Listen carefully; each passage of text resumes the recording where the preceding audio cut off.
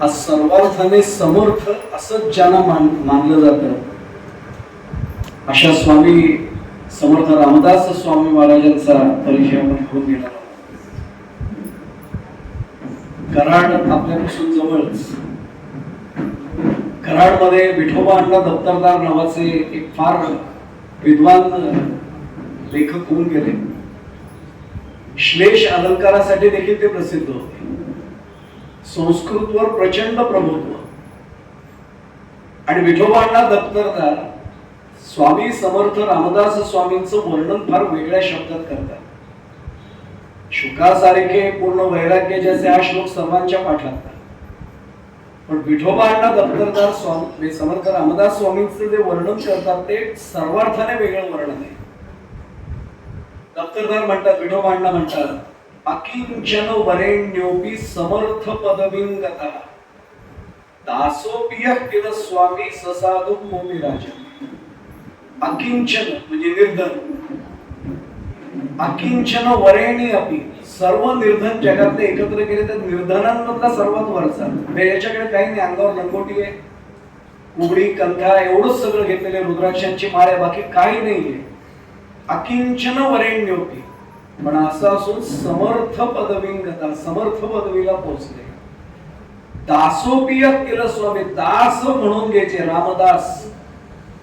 पण आपण सगळेजण त्यांना रामदास स्वामी म्हणतो. दासोपिय केलं स्वामी ससाधू कोपी राजा. असा साधू कुठे आहे? समर्थ परलिंगता. आपल्याला माहिती आहे तो परळीगड. समर्थांमुळे सगळे सज्जन तिथे यायला लागले म्हणून तो सज्जनगड. समर्थांचं चरित्र नेमकं का आपण विचारात घ्यावं याचाही समर्थांच्या शब्दामध्ये उल्लेख करतो. आणि मग मी प्रत्यक्ष बोलायला सुरुवात करतो. दासबोधातल्या ओव्या मी उद्धृत करतो. जाण त्याचे जाणावे प्रसंग, जाण त्याचे घ्यावे रंग, जाण त्याचे स्फूर्तीचे तरंग अभ्यासावे. आता फक्त मी एवढीच विनंती करेन, जाणता शब्द जरी समर्थांनी इतरांसाठी वापरला असला तरी आपण तो समर्थ म्हणून म्हणूया. जाण त्याचा साक्षेप घ्यावा, जाण त्याचा तर्क जाणावा, जाण त्याचा उल्लेख समजावा न बोलताची. मला काय म्हणायचं आपल्या सहज लक्षात येत असेल. जाण त्याचे धूर्तपण. समर्थांच्या चरित्रात ते काही निवडक प्रसंग मी मांडीन तेव्हा धूर्तपण कसं आहे तेही लक्षात येईल. जाण त्याचे धूर्तपण, जाण त्याचे राजकारण, जाण त्याचे निरूपण ऐकत जावे. किती दास. आता लक्षात येईल की समर्थांकडे पाहण्याचा आपला दृष्टिकोन नेमका कसा असला पाहिजे, तो अशा स्वरूपाचा असला पाहिजे. मी आजच्या व्याख्यानामध्ये दोन मुद्दे महत्वाचे घेणार आहेत. एक समर्थ चरित्राचा थोडासा आढावा, समर्थांनी नेमका आम्हाला केलेला बोध त्यातला निवडक काही भाग, आणि मग समर्थांचे जसा वेळ उपलब्ध होईल त्यातले एक दोन किंवा तीन प्रसंग त्यांच्या चरित्रात की जे आपल्याला काही बोध देऊन गेले असा तो एक भाग त्यातला विचारात घेऊया. मी नेहमी सांगत असतो की आपल्या हिंदुस्थानमध्ये फार वेगळी संस्कृती आहे. जसं सावरकरांचा जन्म 1883 ला झाला. मी नेहमी सांगत असतो की 1883 हे फार महत्वाचं. आपल्या रायगड जिल्ह्यातच ज्यांचा पनवेलशी ते बऱ्याच जणांचा संबंध आहे. शिरडोनचे आपले आद्य क्रांतिकारक वासुदेव बळवंत फडके त्यांनी एडनच्या कारागृहात देह ठेवला होता. आणि 1883 ला स्वामी दयानंद सरस्वती आर्य समाजाचे संस्थापक त्यांनी इहलोकीची यात्रा संपवली. ते धर्म सुधारण्याचं काम करत होते. वासुदेव बळवंत फडके मातृभूमीला स्वातंत्र्य मिळावं यासाठी सर्व त्याग करत होते. दोहोंचं कार्य पूर्ण नाही झालं आणि या दोहोंचं कार्य पूर्ण करण्यासाठी त्यांचा दोहोंच्या कार्याचा भाग ध्येयाचा भाग त्याच्या एका कुडीत अवतरला. असे विनायक दामोदर सावरकर भगूरला जन्माला आले की ज्यांनी हिंदू धर्मामध्ये सुधारणाही करण्याचा प्रयत्न केला आणि ज्यांनी देशाच्या स्वातंत्र्यासाठी नुसतं क्रांतिकार्य केलं नाही, क्रांतिकारकांची फळी उभारून दिली. तसाच प्रकार इथे घडला. शांतीब्रह्म एकनाथ महाराज ज्यांना म्हणतात त्यांनी इहलोकीची यात्रा संपवली आणि बरोबर ते शके 1520 आणि 1530 मध्ये, शके 1530 मध्ये समर्थांचा इथे प्रत्यक्ष जन्म. आपल्याला सर्वांना कल्पना आहे ठोसर त्यांचं मूळचं आडनाव. मला खरं सांगू समर्थांचा बराचसा चरित्रभाग आपल्या सर्वांना पाठ आहे. मला त्याच्याबद्दल खात्री कुणालाच काही वेगळं सांगण्याची आवश्यकता नाही. वडिलांचं नावच सूर्याजी पंत. सूर्यनारायणाची उपासना आपल्या सर्वांना माहिती आहे. आणि मी पुढे जाण्यापूर्वी सांगतो, ज्याच्या घराण्यामध्ये सूर्यनारायणाची उपासना आहे त्याचं तेज काय आपण वेगळं सांगावं.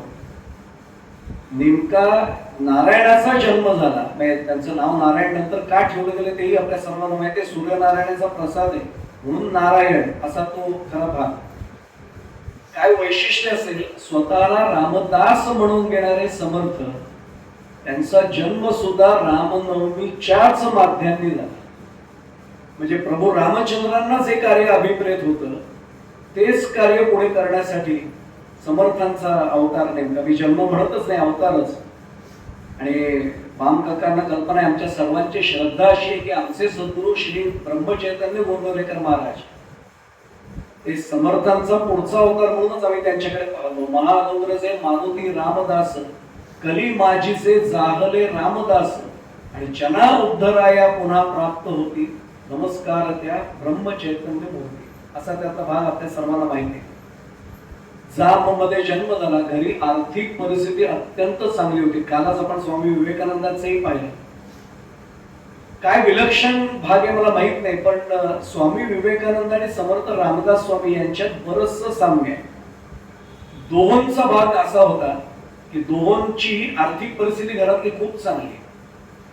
दुर्दैवाने स्वामीजींच्या विवेकानंदांच्या आयुष्यामध्ये घडलेला प्रसंग आपण पाहिला. विश्वनाथ दत्तांच्या निधनानंतर विपन्नावस्था आली. यांच्याकडे आली नाही विपन्नावस्था, पण समर्थांनीच गृहत्याग केला. दोघांनीही त्या वैभवाचा शेवटपर्यंत उपभोग घेतलेला नाही. दोहोंची वृत्ती संन्यास्त. विवेकानंदही संन्यास्त झाले, समर्थांनीही संन्यासच घेतला. एकांना रामकृष्ण परमहंस गुरु लाभले आणि यांना प्रत्यक्ष प्रभू रामचंद्रच गुरु मिळाले. आपण सगळेजण ज्येष्ठ श्रेष्ठ श्रोते आहात, व्यासंगी श्रोते आहात, अधिकारी श्रोते आहात, अनुभवी श्रोते आहात.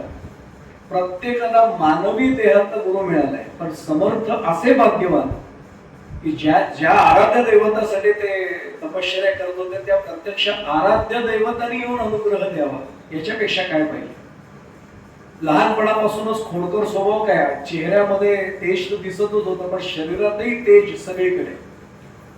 आणि विरक्त स्वभाव होता, काही अपेक्षितच नव्हतं, घरात सगळं होतं पण कशाचाही उपभोग घेण्याची वृत्तीच नव्हती. मी अजून एक साम्य आठवलं म्हणून सांगतो. आपण काल स्वामीजींचं चरित्र पाहताना म्हटलं होतं, घोड्यावरनं रपेट पासून शारीरिक स्थिती बळकट करण्यापर्यंत नरेंद्राचा स्वभाव आणि नारायणाचाही हाच स्वभाव सगळ्या खेळांमध्ये तरबेज होते, लहानपणापासून बरोबरपासून. आज माझ्या स्वतःच्या ज्येष्ठ शिक्षिका लहानपणापासून म्हणजे 5वी पासून 10वी पर्यंत ज्यांचं मार्गदर्शन झाले अशा वैद्य माझ्या समोर आहेत. मी त्यांनाही साक्षात वंदन करतो इथे. माझं आज भाग्य की ते आशीर्वाद देण्यासाठी चौलून इथे आले. त्यांना कल्पना आहे, माझं डॉक्टर साहेब आणि आठवले साहेब एक मुद्दा म्हणून सांगतो, अडचण अशी असते, बोलतोय आम्ही समर्थांबद्दल आणि ते बलदंड कसे होते, शारीरिक व्यायाम कसा होता हे सांगतोय कोण, पुरोहित बुवा अशा शरीर असतील. अडचण तिथे होते गुरुजी आमची, की लोक बघतात अच्छा असं काय बळकट शरीर का, मग आम्हाला सांगायला लागतं इकडे बघू नका, मनामध्ये समर्थ आठवा, म्हणजे मग कळेल काय तब्येत कमावली असेल. पण खोडकर स्वभाव असा होता की एक दिवशी अचानक गायब. तो प्रसंग सगळ्यांना माहिती म्हणून मी त्यात रमत नाही, आपल्याला ते फक्त वाक्य पाठ आहे. सगळीकडे शोधाशोध झाली आणि जेव्हा सापडल्यानंतर विचारलं आईने, राणूबाईंनी विचारलं, नारायण काय करत होतास? चिंता करतो विश्वाची. आम्ही सुद्धा चिंता करतो बरं का, पण चिंता करतो स्वप्रपंचाची, बाकी काहीच आम्ही करत नाही. आणि खरं सांगू, आपल्याला चित्ता आणि चिंता फार जवळचे शब्द आहेत. चिता चिंता समाप्रोक्ता बिंदू मात्र विशेषता. पण काय अडचण आहे सांगू आपल्याला, निर्जीवन दहते चिता आणि सजीवन दहते चिंता. आमचंही दहन चालूच आहे, पण आम्हाला चिंता जाळते. आणि हा चिंता करतोय कोणाची? बालवयात विश्वाची. आईला तिथेच, शेवटी समर्थांचे मातोश्री तिथेच संकेत मिळाला की विरक्त वृत्ती आहे, हा बाळ हातात सापडणं कठीण आहे. मी नेहमी सांगतो आपल्याला, जसं काल मी म्हटलं, कोणते साहेब आपल्याला आठवत असेल की नरेंद्राचे म्हणजे विवेकानंदांचा मी गुरु नव्हतो, फार चांगलं झालं शिक्षक म्हणून मी असं पंचायत झाली. आश्चर्य वाटेल, त्यावेळी पंतोजींची पद्धत होती. शिक्षण क्षेत्राशी संबंध असलेले आपल्यापैकी अनेक जण इथे आहेत. जसं स्वामीजींच्या बाबतीत घडलं होतं, अमरकोश 1 वर्षात पूर्ण पाठ, कालच आपण पाहिलं. समर्थांची तर अशी अवस्था होती नारायणाची, म्हणजे 1 वर्षात अभिप्रेत असलेला सगळा अभ्यासक्रम मुखोद्गत झाला आणि गुरुजींना सांगितलं पुढचं शिकवा. गुरुजी म्हणाले अभ्यासक्रम एवढाच आहे. आता अभ्यासक्रमच पूर्ण झाला म्हटल्यानंतर खेळाला मर्यादा कुठे राहिल्या होत्या. सगळा मुक्त संचार सुरू झालेला होता. पुरामध्ये सुद्धा धाड दिशी उडी मारून पोहणं नारायणाचं आवडतं काम होतं. तिरंदाजीमध्ये मी पुढे कदाचित जाताना विषय वेळ राहणार नाही म्हणून सांगतो आपल्याला, आत्ताच तसं नंतर काही प्रसंग निवडून सांगणार आहे, पण विषय लक्षात येण्यासाठी सांगतो. स्वामी असलेल्या म्हणजे संन्यस्त वृत्ती असलेल्या समर्थांमध्ये तिरंदाजीचं कौशल्य किती असावं. मुघल साम्राज्य होतं. एका मुघल सम्राट म्हणजे मुघल सरदाराने त्यांना आव्हान दिलं, या गुरुजी समोर उभे राहा, पाहूया तिरंदाजी कशी चालते ते. त्याआधी एवढंच म्हटलं, अरे मी संन्यासी आहे. त्याने बघूया ना तरी सुद्धा, त्याला काय माहिती आपण कोणाची परीक्षा घेतोय. समर्थ असं उभे राहिले. यांनी मी पुन्हा सांगतो चरित्रातला प्रसंग मी पाहिजे झाल्यानंतर पुरावा दाखवतो आपल्याला छापेल. यांनी बाण सोडायचा, त्याचं कामच होतं. त्यांनी बाण सोडायचा, काही फूट सुद्धा समोर गेला असेल, समोर तो उडता बाण डाव्या हातात पकडायचे आणि खाली टाकायचे, सोड म्हणायचे पुढचा बाण. 7-8 वेळा घडलं. त्यांनी सांगितलं आता तुम्ही या. ते म्हणले हो चालवायलाच पाहिजे का बाण, चालवायला पाहिजे म्हटले. समर्थ म्हणाले मी संन्यासी आहे, बघू तो राम काय करून घेतोय ते. आणि फक्त पाय असं मागे टाकलं पाहू नये. आकंच अशी प्रत्यंच ओढली, आकर्ण अशी ती प्रत्यंच ओढली मागे आणि बाण सोडला. याला कळलंच नाही, हात असा टाकायचा प्रयत्न केला, बाण पुढे. त्यावेळेच्या नियमानुसार जो पाहत होता परीक्षा त्यांनी शोधायचे बाण कुठे. समर्थ म्हणाले चला बाण कुठे गेले शोधूया. 1.5 मैल, किलोमीटर म्हणत नाही, 1.5 मैल इथपर्यंत तो बाण पुढे गेला. समर्थ म्हणाले आता पुन्हा सोडतो. 5 वेळा झालं. समर्थ म्हणाले आता परीक्षा अजून घ्यायचीच आहे, संध्याकाळपर्यंत हे खेळ खेळत राहतो. म्हटलं गुरुजी आता आवश्यक असेल तर उद्या बघू, का आज दमलत वाटतं. ते म्हटलं आता श्वास नाही, आता पुन्हा नीट घेतला तर इथेच कोसळेल म्हटले, हात जोडतो. मी काय म्हटलं लक्षात असेल, लहानपणापासून नारायण या सगळ्या खेळांमध्ये तरबेज. आम्ही कीर्तनाच्या वेळी जेव्हा समर्थ म्हणजे सज्जनगडावर जेव्हा कीर्तन करतो तेव्हा समर्थांच्या मोठ्या बंधूंबद्दल, ज्येष्ठ बंधूंबद्दल गंगाधर पंत त्यांचं नाव, पण श्रेष्ठ श्री गंगाधर स्वामी महाराज के जे असं मी म्हणतो, कारण त्यांना घरात सगळे श्रेष्ठ म्हणायचे. त्यांचाही अधिकार तेवढाच मोठा होता. एक सांगू आपल्याला, शुद्ध बीजापोटी फळे रसाळा दोबटे, हे खरंच आहे. तुकोबा म्हणाले श्रेष्ठ म्हणजे गंगाधर पंत वडील बंधू. आश्चर्य वाटेल त्यांना स्वतःला. अनेक जण त्यांचं चरित्र सांगताना गंगाधर पंतांबद्दल बोलत नाही. गंगाधर पंतांना आठवले प्रत्यक्ष मारुतीरायांकडनं अनुग्रह झालेला. काय वैभव घराण्याचं असेल, वैभव फक्त पैशात नाही मोजायचं. काय घराणं असेल फक्त विचार करा, सिद्धता काय असेल. आणि नारायण छोट्या वयाचा, त्याला कळलं होतं की अनुग्रह शब्द वगैरे हे बाकीच्यांना पुढे जाण्यापूर्वी सांगतो. अनुग्रहाबद्दल लोक आज विषय नाही येतो, पण तरी सांगतो. खूप वेगवेगळं सांगतात. मी सोपं करून सांगायचा प्रयत्न नेहमी करतो. ब्रह्म सगळीकडे व्याप्त आहे. ब्रह्म सत्यम जगन मिळते, आपल्याला आचार्यांचा संदेश माहिती आहे. मी त्याच्याही पेक्षा पलीकडे जाऊन सांगतो, सगळीकडे ब्रह्म व्याप्त आहे निश्चित आहे, पण या ब्रह्मापेक्षा तू अणुमात्र सुद्धा वेगळा नाहीस. हे शब्दाच्या नव्हे, अनुभूतीच्या पातळीवर जे मला पटवून देतात ते माझे अनुग्रह देणारे सद्गुरू असतात. आणि ते कोणी असो, तो श्री स्वामी समर्थ असो, गजानन महाराज असो, साईबाबा असो, आमचे ब्रह्मचैतन्य कोणी असो. आणि मी हात जोडून सांगू आपल्याला, पुन्हा पुन्हा माझी प्रार्थना आहे, नाही आमचे सद्गुरू वेगळे, तुमचे वेगळे. सद्गुरू दिसायला व्यक्ती वेगळ्या आहेत, सद्गुरू शक्ती आहे, सद्गुरू हे तत्व. मी परवा आठवले साहेब उदाहरण दिलं होतं की पुण्याच्या माझ्या प्रवचन सेवेत उदाहरण दिलं होतं मुद्दाम. गजानन विजय ग्रंथामध्ये तो प्रसंग आलाय बघा. दासगणू महाराजांनी अप्रतिम वर्णन केलं. कर्म मार्गाचा श्रेष्ठ अधिकारी ज्यांना मानलं जातं असे वासुदेवानंद सरस्वती म्हणजे टेंबे स्वामी गजानन महाराजांना भेटायला आले. आणि बाळाभाऊला सांगून झालेलं होतं आश्रमात कुठे काही पडू नको, चिंती सुद्धा पडता नाही कामा, कर्मठ ब्राह्मण आहे, त्याला चालणार नाही असलं, कर्ममार्गी आहे. सगळी टापटीप ठेवली होती. महाराज आसनावर बसले होते, टिचके वाजवत होते. त्याचं गणगणगणात बहुतेक भजन मनात चाललंय असेल. आणि खरं सांगू ते भजन आमच्यासाठी असतं, त्यांना करायची आवश्यकता नव्हती, स्वतः साक्षात ब्रह्म होते. आणि आले टेंबे स्वामी समोर उभे राहिले. दोघांची फक्त दृष्टादृष्ट झाली. जाण्याची आज्ञा मागितली. महाराजांनी गजानन महाराजांनी फक्त होच सांगितलं, निघाले. आणि मग बाळाभाऊनी प्रश्न विचारला, बोलला तर काहीच नाही, भेट कसली झाली. आणि मग जो पुढे उपदेश केलाय ना, माझे हात जोडून प्रार्थना राहील, एरवी गजानन विजय ग्रंथ वाचला नसला तरी निदान एवढा भाग नक्की वाचा. ईश्वराकडे जाण्याचे जे मार्ग आहेत ना, कर्ममार्ग, भक्ती मार्ग, योग मार्ग, त्या सगळ्या मार्गाचं महाराजांनी, गजानन महाराजांनी जे बाळाभाऊला समजून दिले ना, ते ज्ञान दासगणू महाराजांनी आमच्यासाठी खुलं केलंय. मी एवढ्यासाठी सांगतोय की अनुग्रह मिळालाय. नारायण अस्वस्थ झाला, त्यांना मिळाला, माझं काय.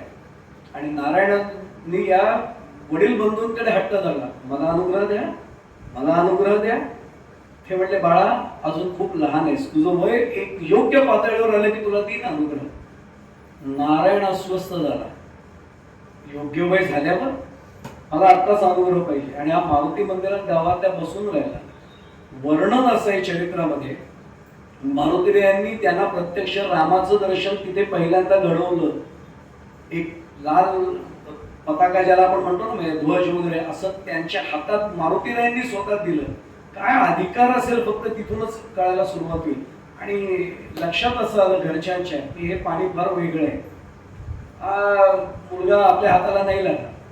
आणि अगदी प्रामाणिकपणे सांगतो तुम्हाला, आई वडील म्हणून आपणही आपल्या भूमिकांमध्ये आपली काय अपेक्षा असते, मुलाने व्यवसाय करावा, नोकरी करावी, लग्न करावं, सून आणावी, घरात नातवंड असावी, कुणीतरी आपल्याला मोठेपणे आजी आजोबा म्हणावं. संत यासाठी जन्मालाच येत नाही, तर या प्रपंचातल्या कुठल्याच नात्यात अडकत नाही, त्यांचं नातं फक्त भगवंताशी असतं. आणि मी त्याच्याही पलीकडून सांगू, ज्यांच्या ज्यांच्या घरामध्ये, म्हणजे माझा स्वतःचा भाऊ 40व्या वर्षी गेलाय म्हणून सांगतो, ते नंतर आपल्याला संकेत मिळत जातात, ते काहीतरी करून भगवंताशी जोडले गेलेले असतात, पण आपल्याला ते नातं कळत नाही. हे मी जीव तोडून सांगतो, कधीतरी एकदा अंतर्मुखन करून बघा विचार, काहीतरी त्यांचं नातं वेगळं असतं. आपल्याशी त्यांचा ऋणानुबंध असतो, तेवढ्या पुरतं ते आपल्या आयुष्यात येतात आणि निघतात. नेमकं नारायणाच्या बाबतीत वेगळंच घडलं. आई रामकथा सांगत होती, रामायण सांगत होती, आणि सीता स्वयंवराचा प्रसंग आला आणि आईने विषय काढला, नारायणा तुझाही विवाह करून द्यायचंय, लग्न करायचंय. नारायणाने वेगवेगळे विषय काढले आणि लग्नाचा विषय टाळायला सुरुवात केली. शेवटी आईने वचन घेतलं. वचन एवढंच होतं, आई तुझ्यासाठी मी बोहल्यावर उभा आहे. ज्याने जगाला उपदेश केला तो शब्दात अडकेल का कधी. वचन लग्न करीन असं नव्हतं दिलं, लग्नाचं वचन नाही दिलं. वचन काय दिलं, आई मी बोहल्यावर उभा आहे. मी एक सांगू आपल्याला, जे वकिली क्षेत्रात आहेत किंवा ज्यांनी चॅप्टर केसेस वगैरे चालवले आहेत, त्या सगळ्यांना विचार आहे, एक एक शब्द तोडून मारून वापरावा लागतो. त्या शब्दात माणूस सुटू पण शकतो, नाही तर शब्दात अडकू पण शकतो. आणि घडलं असं, सगळं ठरलं. राणूबाईंनी त्यांच्या भावाचीच मुलगी लग्नासाठी ठरवली. गोरज मुहूर्तावर त्यावेळी लग्न व्हायचं. आता गोरज मुहूर्ताचा अर्थही आपल्याला कळत नाही. आपण म्हणतो गोरज मुहूर्त म्हणजे संध्याकाळचा. गोरज, संध्याकाळी गाई रानातून परत येत असतात, त्यांच्या पायाची धूळ ज्यावेळी उडते तो मुहूर्त म्हणजे गोरज मुहूर्त आहे. आम्ही आपलं गोरज मुहूर्त म्हणजे काय, संध्याकाळचा मुहूर्त.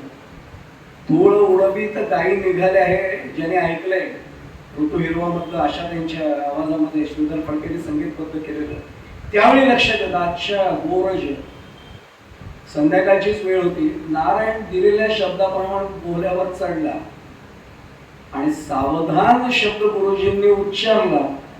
आणि यांनी विचार एवढाच केला, मी तर सावधान आहेच आहे, तरी मला गुरुजी सांगतायत सावधान, म्हणजे मी खरा सावधान नाही. हे सांगतोय कोण तुम्हाला, 35-36 वर्ष प्रपंचात अडकलेला बुवा सांगतोय तुम्हाला. सावधान म्हणजे त्यांना अर्थ कळला, या बुवाला अर्थ नाही कळला, बुवा अडकला. नारायण सतत काळजी करू नका, घरी गेल्यावर आता हे आठवण जाऊ दे, आता एवढी वर्ष झाली, आता सावधानचा अर्थ कळूया, आता नका करू. त्याच वेळी पण मी पुढे जाण्यापूर्वी गांभीर्याने एक गोष्ट सांगतो. अनेक जण अनेक आक्षेप उपस्थित करतात आणि आमच्याकडे उत्तर नसतं. मग समर्थांच्या त्या पलायनामुळे त्या मुलीवर अन्याय नाही का झाला, नाही झाला. त्याच मंडपात आपल्याला मी नाव घेऊन सांगतो, विद्यावाचक वाचस्पती शंकर अभ्यंकरांनी पुराव्यानिशी एक पुस्तक छापलंय. समर्थांना जेव्हा जाऊन 400 वर्षे जाऊन नाही, समर्थांची शताब्दी जेव्हा आली, त्यावेळी विद्या वाचस्पती शंकर अभ्यंकरांनी अभ्यासपूर्वक एक संशोधनपर पुस्तक प्रकाशित केले, सगळे पुरावे. आणि गंगाधर पंतांच्याच नात्यातली एक मुलगी त्याच मंडपामध्ये गुरुजींची चर्चा करून तिची कुंडली जुळवून त्याच मंडपात तिचा विवाह झालाय, हाही इतिहास आहे. पण आम्हालाच तो अनेकदा माहित नसतो. आणि मग कोणीतरी विचारलं की म्हणतो हा हे खरं आहे, त्या मुलीचं काय झालं हो पुढे? मी पुढे जाऊन सांगू, आपल्याला हात जोडून सांगतो, विशेषतः तरुण पिढीतले पण काही श्रोत आहेत, व्हॉट्सअप युनिव्हर्सिटीत अडकवू नका. कोणीतरी एकाने गोष्ट टाकली त्या व्हॉट्सअप युनिव्हर्सिटीत की समर्थ असे किनाऱ्यावरनं चालले आणि पलीकडच्या किनाऱ्यावर ती मुलगी चालली होती, तिने यांचं दर्शन. कुठल्या गोष्टी रचतोय आपण? समर्थांच्या चरित्रातल्या कुणी अधिकार दिला आम्हाला? त्या मुलीचा विवाह झाला या पुरावा आहे आणि ती मुलगी तिथे किनाऱ्यावरनं पलीकडे समर्थांना पाहिजे. काही आम्ही लिहितोय आणि काही वाचतोय. ज्या वेळी मी तो संदेश वाचला, मी त्या पाठवणाऱ्याला सांगितले बाबा हे नाहीये, याच्या पुढे फॉरवर्ड करू नकोस, केलं तिथपर्यंत बस झालं, आता नको करू. उलट खुलासा टाक की हे कपोल कल्पित आहे. आणि खरंच कपोल कल्पित आहे, ते खरं नाहीच आहे. 12व्या वर्षी बोहल्यावरनं हा पसार झाला. समर्थांच्या आयुष्यात टप्पे बरं का, पहिला टप्पा 1 तपासा. आणि काय योगायोग असेल ते प्रत्येक टप्पा 12 वर्षांचा आहे. आणि 12 वर्षांना आपल्या धर्मामध्ये तप म्हटलं जातं. 1 तप म्हणजे 12 वर्ष. तपश्चर्या करूनच जणू काही समर्थ पुढे गेले. 12व्या वर्षी समर्थांनी गृहत्याग केला. आजच्यासारखं नव्हतं, रस्ते प्रशस्त आहेत, झाडं वगैरे तोडलेली आहेत, सगळी जंगल, कोरज मुहूर्त असल्यामुळे वेळ संध्याकाळची आहे. समर्थ जांबेतनं जे निघाले ते म्हणजे नाशिक पर्यंत गेले कसे असते? मध्ये दरोडेखोर असायचे, हा लहान मुलगा, श्वापद आहेत, सर्प आहेत. आज एखादा लहान कुठेतरी साप पाहिलं तरी आपल्या छातीत गच्च होतं. नागावकरांना तर सवय म्हणून काय वाटणार नाही, सोडून द्या. पण मुंबईतल्या पुण्यातले पर्यटक आले फिरायला आणि त्यांनी पाहिल्यावर विचारा काय होत असेल, घाबरणार असते. कसा नारायण पोचला असेल आम्ही कल्पना नाही करू शकत. 12 वर्षाचा हा मुलगा मजल दरमजल करत, बरं त्याला शोधायला धावले नसतील असं वाटतं का? त्यांना कसा हा सापडला नसेल? त्याचं एका ठिकाणी वर्णन असं आढळलंय. मी पुन्हा सांगतो, समर्थांची चरित्र अनेकांनी लिहिले, त्याचे कुठले पुरावे खरे मानायचे सांगणं कठीण आहे. कारण समर्थांनी असले बारीक स्वतःबद्दलचे उल्लेख लिहिलेलेच नाही. काही जणांचं मत असे की एका झाडाच्या ढोलीत 3 दिवस ते बसून राहिले म्हणून कोणाला सापडले नाही. आता ते काय असेल त्या स्वतः सापडले नाही ती वस्तुस्थिती, एवढं तरी आपल्याला मान्य करावं लागतं. आणि समर्थ पोहोचले कुठे? नाशिकला जाऊन पोहोचले. ठिकाण शोधलं की आपल्या तपश्चर्याचं ठिकाण पाहिजे आणि ते टाकळी त्यांना योग्य वाटलं. नाशिकला काळाराम मंदिर आपल्या सर्वांना माहिती आहे. समर्थ रोज रामदर्शनासाठी तिथे यायचे. कारण स्वतःबद्दल बोलू नाही पण राहत नाही, माझे शिक्षिकाही समोर आहेत.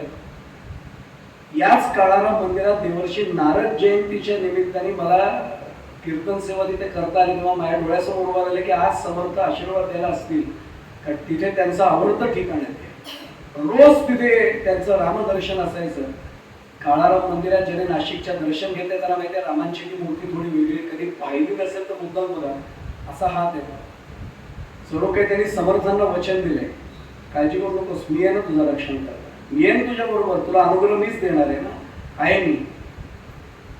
आम्ही नाशिकला जेव्हा होतो तेव्हा एकाने मला प्रश्न विचारला होता की रामांच्या छातीवर हात का? म्हटलं तुम्हीच करा विचार, रामांच्या छातीवर हात असा काय? समर्थांना अभिवचन दिले यासारखं ते आम्हालाही अभिवचन. हा एक महत्वाचा भाग. 2 मैल तिथून नाशिक पासून, पुन्हा सांगतो किलोमीटरची भाषाने मैल, 2 मैल अंतरावर टाकळीला नंदिनी आणि गोदावरी नदीच्या संगमात उभं राहायचं. आधी पहाटे उठून, मी पुन्हा सांगतो या बोवाकडे बघू नका, 1200 सूर्य नमस्कार ब्रह्ममुहूर्ताला उठून घालायचे. 12 माझे होत नाही कोणतेच. रोज 1200 सूर्य नमस्कार. फक्त आम्ही ऐकतोय, सांगतोय, रोज 1200 सूर्य नमस्कार. आज ऊन आहे म्हणून जरा घाम आहे, नको आज थंडी खूपच आहे, नाही चुकून नाही. रोज 1200 सूर्य नमस्कार. पंचउषक्ताली तिथे स्नान करायचं.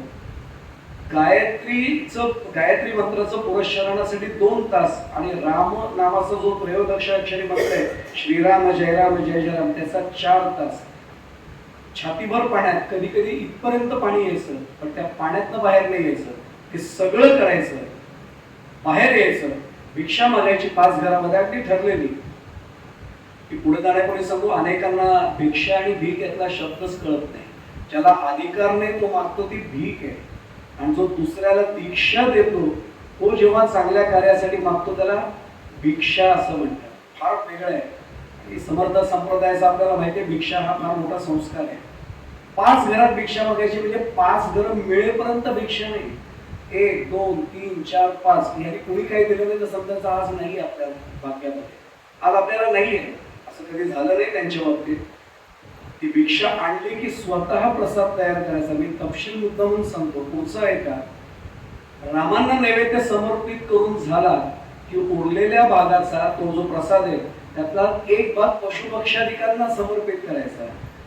आता यांचा उरला, माझ्यासारखा मस्तपैकी पत्रावळ घेऊन बसला असता, ती पुरचुंडी करायची, नदीच्या पाण्याच्या प्रवाहात अशी ती धरायची, सगळं पाण्याने तो रस निघून जायचा आणि मग त्याचा प्रसाद म्हणून ग्रहण करायचा.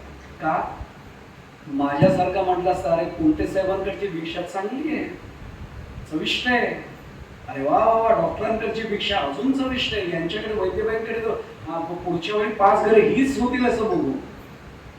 संपूर्ण निरस झालेला प्रसाद हा स्वतः घ्यायचा म्हणजे तोंडाला चवच नाही उडू द्यायची. काय तपश्चर्या असेल. मी पुन्हा सांगतो आपल्याला, एकादशीचा उपवास माळकरी असल्यामुळे प्रत्येक एकादशी आमची व्रतासारखी आहे. पण आमच्याकडे, मी तुमचं नाही सांगत आहे, आमच्याकडे घरात आदल्या दिवशीपासून चर्चा होते, साबुदाणा भिजत टाकणार नीट, नाही तर मध्ये गडबड होईल. परत ते बटाटे वगैरे सगळे सुरण आणले ना, केळी सफरचंद वगैरे ठेवस आणि दूध वगैरे जरा जास्त घेऊ, एकादशी आहे. आणि एवढं करून सुद्धा संध्याकाळी कोणी म्हटलं या एकादशी विठ्ठल रुक्मिणीच्या मंदिरात आलो असतो, उपवास थकवाय झाला, उद्या जाऊ द्वादशीला. आणि एकादशी दुप्पट खाशील तरी म्हणे मी उपाशी. आणि समर्थ तसं केलं असेल आणि 1200 सूर्यनमस्कार घालणारे समर्थ उगाच समर्थ पदाला नाही पोहोचले हो, ही तपश्चर्या इथपासून लक्षात घ्या. सगळं झालं की संध्याकाळी पुन्हा ढोलीमध्ये दुपारी येते ते बसायचे. आज अभ्यास, अध्ययन ज्याला म्हणतात, समर्थांचा अभ्यासावर प्रचंड मी मामसाहेब अगदी आवर्जून सांगतो, मुलांना समर्थ चरित्र सांगितलंच पाहिजे. स्वतः अनेक गोष्टी रामायण, वाल्मिकी रामायण लिहून काढले अनेकदा. आणि समर्थांचं अक्षर त्यांच्या गुरुजींनी लहानपणच्या आठवण दिले. घोटीव अक्षर, सुंदर वळणदार अक्षर. दिसा माझी काहीतरी ते लिहावे आणि प्रसंगी अखंडित वाचित जावे. समर्थांचं आपण उदाहरण करतो ना, समर्थ हे जगलेच स्वतः. काय वैशिष्ट्य असेल माहित नाही, सगळं लिहून काढायचं, सगळ्या गोष्टी डोक्यात. मला पुन्हा वेळ पूर्ण नाही म्हणून सांगू आपल्याला, समर्थांनी नंतर ज्याला महंत म्हणून नेमले ना, त्यांची परीक्षा समर्थांवर वेगळ्या पद्धतीने बनायचे. आजच्यासारखी नीटच्या परीक्षेसारखे पेपर नाही फुटायचे. मी काय म्हटलं आपल्याला कळलं, मुलांनी बिचाराने मेहनत घेतलेली असते आणि निराशा येते हो पदरी. काय होतं आपण पाहिलंय, काही काही लाख रुपयांसाठी माणसं स्वतःचं चारित्र्य विकतात. काय बोलायचं. पण आपल्यामुळे अनेक तरुण पिढीतल्या मुलांचे मुलींचे जीव आपण वाया घालवतो हे नाही कोणाच्या लक्षात आहे. समर्थांनी कशी परीक्षा घेतली असेल, प्रत्येकाला दासबोध द्यायला लावला. पट एकच असायची, पृष्ठ क्रमांक टाकायचा नाही. सगळ्यांना दासबोध मुखोद्गत म्हणायला लावायचा. हे मी माझ्या मनाने सांगत नाही, मी पुरावे दाखवेन. माझ्याकडे आता सुद्धा ज्या खोलीत उतरलो मी मुद्दाम ते समोर ठेवलेलं असतं, कारण मला माहिती आहे हल्ली श्रोते आपण विचारणार नाहीत, मान्य आहे मला. पण मी कोणते साहेब हल्ली जिथे जातो तिथे काही पुरावे ठेवतो, कारण लोक काय म्हणतात, याच्याकडे नाही पुरावा तर यालाच प्रथम पुरावा. पुराव्याशिवाय बोलायचं नाही. आणि समर्थांबद्दल तर मुळीच बोलायचं नाही. 2-2 ज्येष्ठ शिक्षिका बसलेले असताना तो पुराव्याशिवाय बोलायचंच नाही. आता लक्षात येईल समर्थ काय करायचे माहिती का, ती मुद्दा म्हणून आणलं का तू दासबोध बघू, हा छान अक्षर, अजून वळणदार करा पुढच्या वेळी, हे सांगितलं. आपल्याला काय पिसायची सवय, 52 पाने प्रत्येक सुट्टीमध्ये पिसायची सवय. समर्थ त्या दासबोधाची सगळे ते टाचणं होती ना, ते असे त्याला सांगायचे लावून आण परत. वरती पृष्ठ क्रमांक नाहीये. आता समर्थांची युक्ती लक्षात आली असेल, ज्याला दासबोध मुखोद्गत आहे तोच ती पानं लावेल. काय समर्थांचं वैशिष्ट्य असेल माहित नाही. प्रत्येक गोष्ट, आणि पुढे जाण्यापूर्वी सांगतो, समर्थांनी एवढे मठ, एवढी मंदिरं स्थापन केली. महंतपद स्वतःकडे कधीच नाही घेतलं. दास डोंगरी राहतो, यात्रा देवाची पाहतो. हे वैशिष्ट्य समर्थांचे, कुठेही अडकले नाही. म्हणजे अगदी वेळ आली की सगळ्यांमध्ये रमायचे. आणि जेव्हा लक्षात यायचं की रामाची तपश्चर्या आता पुन्हा आठवण झाली, कुठे जायची कळायचंच नाही कुणाला. म्हणजे काही गलबला काही निवळ, ऐसा कंठित जावा काळ, हे समर्थांचंच वचन आहे. हे समर्थ असे जगले. शास्त्र वेदांताचं सतत अध्ययन करायचं, नाशिकला यायचं, तिथे प्रवचन कीर्तन चालू असेल ती ऐकायची, चांगल्या चांगल्या वेदांताच्या पारंगत लोकांशी चर्चा करायची, संध्याकाळी सांस्कृतिक परिसंवाद जर असेल त्यात सहभागी व्हायचं, पुन्हा आपल्या निवासस्थानी जायचं. ती गुहा होती त्यांची टाकळीच्या तिथे जाऊन थांबायचं. पहाटे पुन्हा आता काल रात्री जरा उशीर झाला, उद्या नको 1200 सोडून, उद्या 100 108 चुकून नाही. हीच तपश्चर्या. म्हणून मी नेहमी सांगतो की आमची आठवण काही 3 पिढ्यानंतर कोणालाच येणार नाही. आणि समर्थ काय माझे तुमचे रक्ताचे नातेवाईक होते का, पण तरी आपण आयुष्यात त्याला कधी विसरू शकणार नाही. हा फरक लक्षात घ्या, म्हणजे तुम्हाला लक्षात येईल. श्रीराम जय राम जय जय रामचा त्रयोदशाक्षरी मंत्र 13 कोटीचा जप पूर्ण झाला आणि साक्षात समर्थांना रामचंद्र प्रभूंनी दर्शन दिलं. आमचे मोरोबंद फार छान म्हणले आहेत मंत्र पुष्कळ, काय करावे सुमंत्र ते राहो, पण मंत्रात मंत्र उत्तम श्री पासून जात वर्ण 13 हो. मोरोबंद आहेत त्यामुळे भाषेचं सौंदर्य लक्षात घ्या. आधी काय म्हटले, आहेत मंत्र पुष्कळ, काय करावे सुमंत्र ते राहो. आहे तो सुमंत्र पण ते राहू द्यावं, ते राहो. आणि आता काय म्हटले, श्री पासून जात वर्ण 13 हो, ते राहो आणि 13 हो. काय मराठी भाषेचा अभ्यास याच्यापुढे वेगळा करावा लागेल. मुलांना हे शिकवलं नाही जात.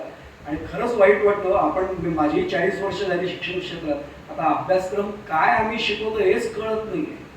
आताच्या मुलांना जे ज्याला काय म्हणू पण मराठी भाषेचं जे सौंदर्य आहे ना तेच पोचत नाही मराठी भाषेत. कालच आमचा विषय निघाला, माधव ज्युलियन वगैरे नावही माहीत नाही तो याला, पु ल देशपांडे माहीत नाही आजच्या पिढीला. काय बोलू अजून. दुर्दैव आहे, त्या मुलांचं नाहीये, आमच्या शिक्षण व्यवस्थेचं दुर्दैव आहे. सगळं झालं आणि प्रत्यक्ष आत्मसाक्षात्कार झाला. तो कितव्या वर्षी झाला, समर्थांना रामांचं दर्शन झालं. कितव्या वर्षी झालं, वय वर्ष बरोबर 24. पुन्हा किती वर्ष पूर्ण झाली, 12. एक तर पुन्हा पूर्ण झाला. हा दुसरा टप्पा झाला बघा. 12व्या वर्षी गृहत्याग, 12 वर्षानंतर पुन्हा रामांचं दर्शन. समर्थांची ओवी उद्धृत करतो, योगी यांचा देव मजला सापडला. समर्थांनी स्वतःची भावना व्यक्त केली, योगियांचा देव मजला सापडला, थोर लाभ झाला एकाएकी, एकाएकी एक त्रैलोक्य नायक, देखीला सन्मुख चोहीकडे. काय आनंद झाला सर्व, ज्याचा मी जप करतोय 13 कोटी जप माझा पूर्ण झाला आणि साक्षात आराध्य देवच समोर उभा आहे. समर्थांशी संभाषण झालं आणि रामचंद्र प्रभूंनी आशीर्वाद दिला, अनुग्रह दिला आणि आज्ञा केली, आता तू भारत भ्रमण कर. पुन्हा साम्य स्थळ दाखवतो. विवेकानंदांना सुद्धा नरेंद्राला अनुग्रह मिळाल्यावर आदेश काय आला, समाधीचा अनुभव दिला. पुन्हा ती निर्विकार समाधीत बाहेर काढण्याचे ही किल्ली आता माझ्याकडे, काल आपण पाहिला तो विषय. आणि आता ही गुरु किल्ली देईन तेव्हा देईन, पण आता तू भारत भ्रमण करायचे. तसाच आदेश याला दिला आणि खऱ्या अर्थाने रामदास हे खऱ्या अर्थाने आता समर्थ झाले. वैशिष्ट्य असं आहे की स्वतः समर्थांनी स्वतःला समर्थ कधीच म्हणून घेतलं नाही, ते स्वतःला रामदास असंच म्हणून घ्यायला धन्यता मानत. अनेकांचा फार मोठा गैरसमज आहे बरं का. जय जय रघुवीर समर्थ हा गजर जेव्हा आपण करतो, अनेकांना वाटतं हा समर्थ रामदास स्वामींचा गजर आहे. चूक. समर्थ ते त्यांना म्हणायचे जय जय रघुवीर समर्थ, म्हणजे रामांचा गजर आहे, हे विसरता नाही का. समर्थांनी स्वतः एक अनुभव दिलाय. हिमालयापर्यंत पोहोचले भारत भ्रमणाचा. हिमालयात तिथलं वातावरणच वेगळं आहे. माझ्यासारखं कधी गेला नाही अजून सोडून द्या, पण जर मी हिमालयात गेलो तर वैभव पाहून काय ना, एकमेकांच्या अंगावर आम्ही बर्फ एवढंच हिमाचल प्रदेश आणि हिमालयात जाऊन आम्ही करतो. समर्थांनी तिथे अनुग्रहित लोक पाहिले, समाधी अवस्थेचे लोक पाहिले आणि समर्थांच्या मनावर एवढा विलक्षण पगडा बसला की काय आता करायचंय. जप झाला, पुरश्चरण गायत्रीचं पूर्ण झालं, तपश्चर्या पूर्ण झाली. रामांचं प्रत्यक्ष दर्शन जे घडत नाही ते घडलं. आता काय मिळवायचं राहिले, देहत्याग करूया. प्रसंग सांगतो, रामांचा आदेश होता तरी देहत्यागाची भावना बळावली आणि मंदाकिनीच्या पात्रात 1000 फूट उंचीवरनं समर्थांनी स्वतःला उडी मारून घेतली. आणि प्रत्यक्ष प्रसंग असा सांगितला, समर्थांनी स्वतः त्याचं वर्णन केलं की रामचंद्र प्रभू स्वतः आले, अलगद झेललं आणि सांगितलं काय करतोस तू, आदेश काय माझा तुला. आणि खाली येता येता सांगितलं, समर्थांच्या शब्दात सांगतोय, माझे शब्द समर्थांनी सांगितले, तुम्हासी जगदोद्धार करणे आहे, तुमची तनु ते आमुची तनु पाहे. मी आता नाही जाऊ शकत, तुझ्या माध्यमातून मी काम करून घेणार आहे. आमुची तनु ते तुमची तनु ते आमुची तनु पाहे, दोन्ही तपे तुमची रक्षिली काय आहे. काय रामचंद्र प्रभू म्हणाले, अरे 2 तप 24 वर्ष तुझं शरीर मी जपलंय, दोन्ही तपे तुमची रक्षिली काय आहे. कशासाठी? धर्म स्थापने कारणे. आता समर्थांच्या काळातला तो काळ आठवा, मुघलांचं आक्रमण होतं, मंदिरं उद्ध्वस्त होत होती, धर्मच राहिला नव्हता. अहो, लोक देवळात जाऊन घंटा वाजवायला घाबरत होते की आवाज बाहेर आला तर काय प्रतिक्रिया. आणि अशा ठिकाणी समर्थांना सांगितलं, तुला हे काम करायचंय, जातोयस काय. आणि मग लक्षात आलं समर्थांना की आता नाही करायचं, या शरीरावर माझा अधिकार संपला. पण पुढचं वाक्य आहे का, याच्यानंतरच्या काळात समर्थांनी देहाचे लाडही केले नाही. पण आपल्यासाठी पुढचं वाक्य सांगतो, समर्थांनी देहाचे हालही केले नाही. मी काय म्हटलं आपल्या लक्षात असेल, देहाचे लाड नाही करायचे इथपर्यंत ठीक आहे, मग देहाचे हाल करायचे काय, नाही जेवायचं असंही नाही करायचं. देह सांभाळायचा का, तर ते माध्यम आहे. आणि मग त्यांच्या लक्षात आलं, हे माध्यम माझ्या स्वतःच्या सुखासाठी नाहीये, समाज आणि राष्ट्रासाठी. हेच त्यांनी पुढचं सगळं केलं. अनेकांना एक प्रसंग माहित नाहीये, शिखांचे 6वे गुरु असलेले हरगोविंद सिंगजी यांच्याशी त्यांची प्रत्यक्ष श्रीनगरमध्ये भेट झाली.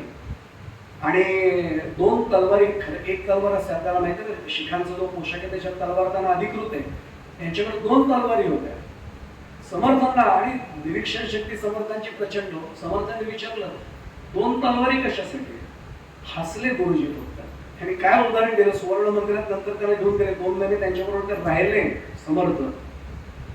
आणि मग त्यांनी सांगितलं, 2 तलवारी एवढ्यासाठी की एक तलवार धर्मरक्षण करण्यासाठी, कारण सकल पंथ में खालसा पंथ गाजे. नानकजींचं माहिती आहे आपल्याला, गुरु गोविंद सिंगांचं माहिती आहे. एक धर्मरक्षणासाठी आणि दुसरं स्त्रियांच्या शील रक्षणासाठी. धर्मावर आक्रमण झालं ते ही तलवार आहे, पण स्त्रियांच्या अबरूवर कोणी घाला घालत असेल तर मस्तक उडवायला ही दुसरी तलवार. ती धर्माची तलवार नाही ते वापरणार, ही दुसरी तलवार त्यासाठी. काय तयारी होती हो त्या लोकांची. समर्थांना तिथे लक्षात आलं, हा आदेश वेगळा आहे आपल्यासाठी. आणि म्हणून समर्थांनी त्याच्या पुढच्या सगळ्या वाटचालीत आपला धर्म, सनातन धर्म टिकेल यासाठीही देह कष्ट होता. आणि नंतर दुसरं केलं असेल तर ते आपल्या सगळ्या समाजातल्या स्त्रियांच्या रक्षणासाठी. वेणनाथ स्वामींना काय अधिकार प्राप्त झाला होता आपल्या सर्वांना माहिती आहे. आणि आम्हाला अनेक जण शिकवतात की नाही, स्त्रियांना समान वागणूक दिली पाहिजे, महिलांचं सक्षमीकरण. अरे, ज्या समाजामध्ये समर्थ आदर्श आहेत त्यांना बाहेरच्यांनी येऊन शिकवण्याची आवश्यकता नाही. समर्थांनी आपल्या बाकीच्या महंतांना एवढाच किंवा काहीसा वरचा दर्जा वेणनाथ स्वामींना दिलेला आहे, आपल्या सर्वांना बात माहिती. समर्थांनी त्याच्या पुढच्या काळात आणखी एक गोष्ट केली, ती लोक का सांगत नाहीत मला आश्चर्य वाटतं. त्यांची जी कोबडी होती ना, आणि समर्थ उत्तम एक विषय निघाला म्हणून सांगतो. समर्थांचे लहानपणी विवेकानंदांचं काल जे श्रोते होते त्यांना आठवत असेल, विवेकानंदांनी सगळ्या जातीभेद मोडले बघा लहानपणीच.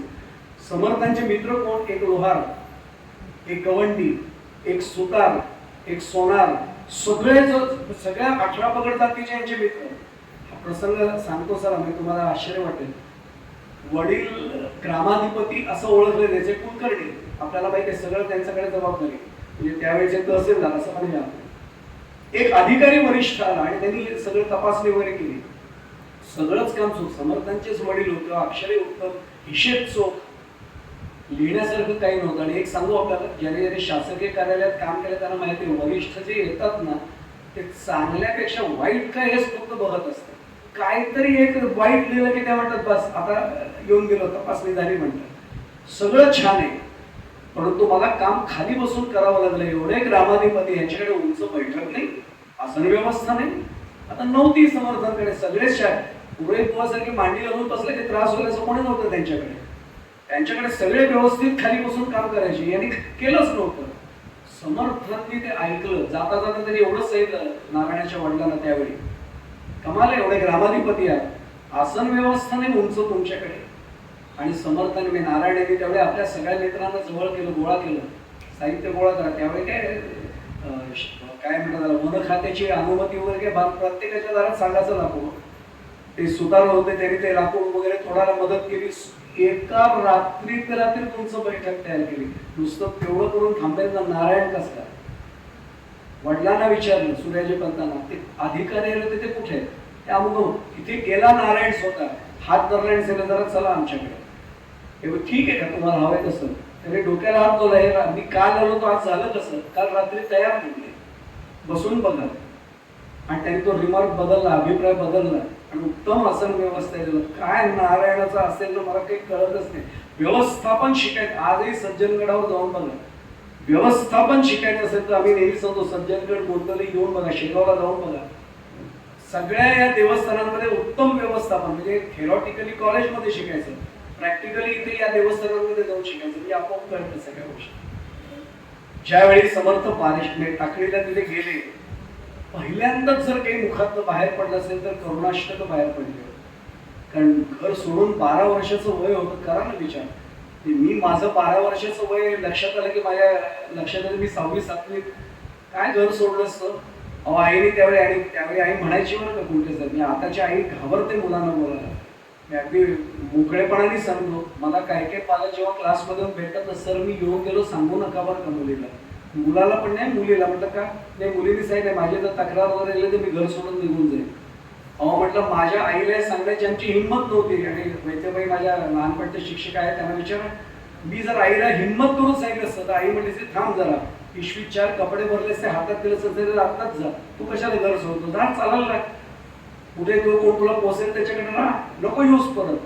पूर्वी हिंमत होती का फक्त आठवा आपल्या वडिलांना आईला हे सांगण्याची घर सोडून निघून जाईल म्हणून? हिंमत नाही. मी एवढ्यासाठी सांगतोय की 12 वर्षाचं वय असताना नारायण घर सोडतोय आणि त्यावेळी अनुदिन अनुतापे तापलो रामराया परमदिन दयाळा निरसी मोहमाया अचपळ मन माझे नाव रे आवरिता तुझं विण क्षीण होतो धाव रे धावा. काय करुणा. आणि हे करुणाष्टकातले शब्दच असे आहेत ना, रामांना करुणा आलीच पाहिजे, राम आलेच पाहिजे. त्याच्या पलीकडे जाऊन सांगू, समर्थांना करुणेची स्थिती आली होती किंवा कारुण्यपूर्ण स्थिती होती म्हणून नाही त्यांनी दिलं. माझं कधीतरी वय असं होणार आहे आणि होणार आहे प्रत्येकाचं की त्यावेळी आपल्या हालचाल कमी होईल, आता आपल्याला कुठे जाववणार नाही, त्यावेळी त्याला माझी करुणा यावी असं जर वाटत असेल ना तर आत्तापासून माझ्या मुखामध्ये ती भावना ठेवून मी जर करुणाष्टक म्हटलेलं असेल तर माझ्या रामरायाला करुणा आल्याशिवाय राहणार नाही, खात्री वाटते. 12व्या वर्षी हा मुलगा काय लिहितो, सुख सुख म्हणत आहे दुःख ठाकून आले. कुठला अनुभव घेऊन आला होता नारायण 12व्या वर्षी? सुख सुख म्हणत आहे दुःख ठाकून आले, भजन सगळ गेले चित्त दुश्चित झाले, भ्रमित मन वळेना ही तटे आकळेना आणि परम कठीण तेही देह बुद्धी कळेना. आपल्याला काय वाटतं समर्थांनी नारायणांनी स्वतःबद्दल लिहिली 12व्या वर्षी? अहो जो बोहल्यावरनं 12व्या वर्षी पळाला तो देहबुद्धी कळेना स्वतःबद्दल लिहिल का? त्याला आमची करुणा आली की हा बाबा प्रपंचात अडकेल, यांनी वाचून तरी काहीतरी करावं आणि प्रपंचातनं बाहेर पडायला. मी बोलेन त्याच्यावर, समर्थांनी कुणालाही सांगितलेलं नाही, पण असताना तू तिथे कसा रम, तुझं मन तिथे कसं ठेव, याचा बोध त्यांनी केला. त्यातला महत्वाचा भाग आहे. करुणाष्टकाप्रमाणेच आपल्याला सर्वांना माहिती आहे, आपण ते समर्थांचं पसायदान म्हणून वापरतो, कल्याण करी रामराया जनहित विवरी. काय एक एक चरण आठवण डोळ्यात एकटं असताना वाचलं ना की गळागळा पाणी येतं. काय याच्यापेक्षा समर्थांनी समाजासाठी करायला सुरुवात करावी. समर्थांनी श्रीरामांच्याच आज्ञेने वयाच्या 36व्या वर्षी, आता पुढचं 12 वर्ष झालं, 12 वर्ष गृहत्यागाचं वर्ष, 12 वर्ष तप झाले 24, 12 वर्ष भारत भ्रमण, 3री तपश्चर्या संपली, आता झालं वय 36. रामांचीच आज्ञा आली की चाफळला राम मंदिराच्या स्थापनेसाठी आले. आधी विरोध करत होते, काही लोकांनी वेड्यात काढले, इथे कुठे मंदिर करतात, डोंगर दर्या येते. समर्थांनी तेही करायला घेतलं आणि आश्चर्य वाटेल सगळं झाल्यानंतर रामांची मूर्ती, मी पुन्हा सांगू, मी मगाशी उल्लेख केला की समर्थांचाच अवतार म्हणून आम्ही ब्रह्मचैतन्य गोंदवलेकर महाराजांकडे पाहतो. गोंदवल्याला जर गेल्या असाल तर थोरले राम मंदिर आपण पाहिलं असेल, त्या मूर्ती श्री महाराजांनी विकत नाही आणल्या. त्यात फार मोठा वेगळा कथा भाग मी सांगत ते बसत, त्या सावकाराकडे काय झालं, त्या वाड्यामध्ये त्या मूर्ती इकडे कशा आल्या. आणि महाराज एवढंच म्हणाले आज मूर्ती येते, आणि महाराज अनुष्ठानाला बसले, त्याने सांगितलं आता मूर्ती आल्या. राम मूर्तीने मी कानाला हात लावतो, रामप्रभू आले. आणि इथेही तसंच झालं, यांना स्वप्न दृष्टांत झाला. आणि रामाने प्रत्यक्ष सांगितलं की अरे आम्ही अंगलाईच्या डोहामध्ये होतो, त्या डोहामध्ये मला बाहेर काढ.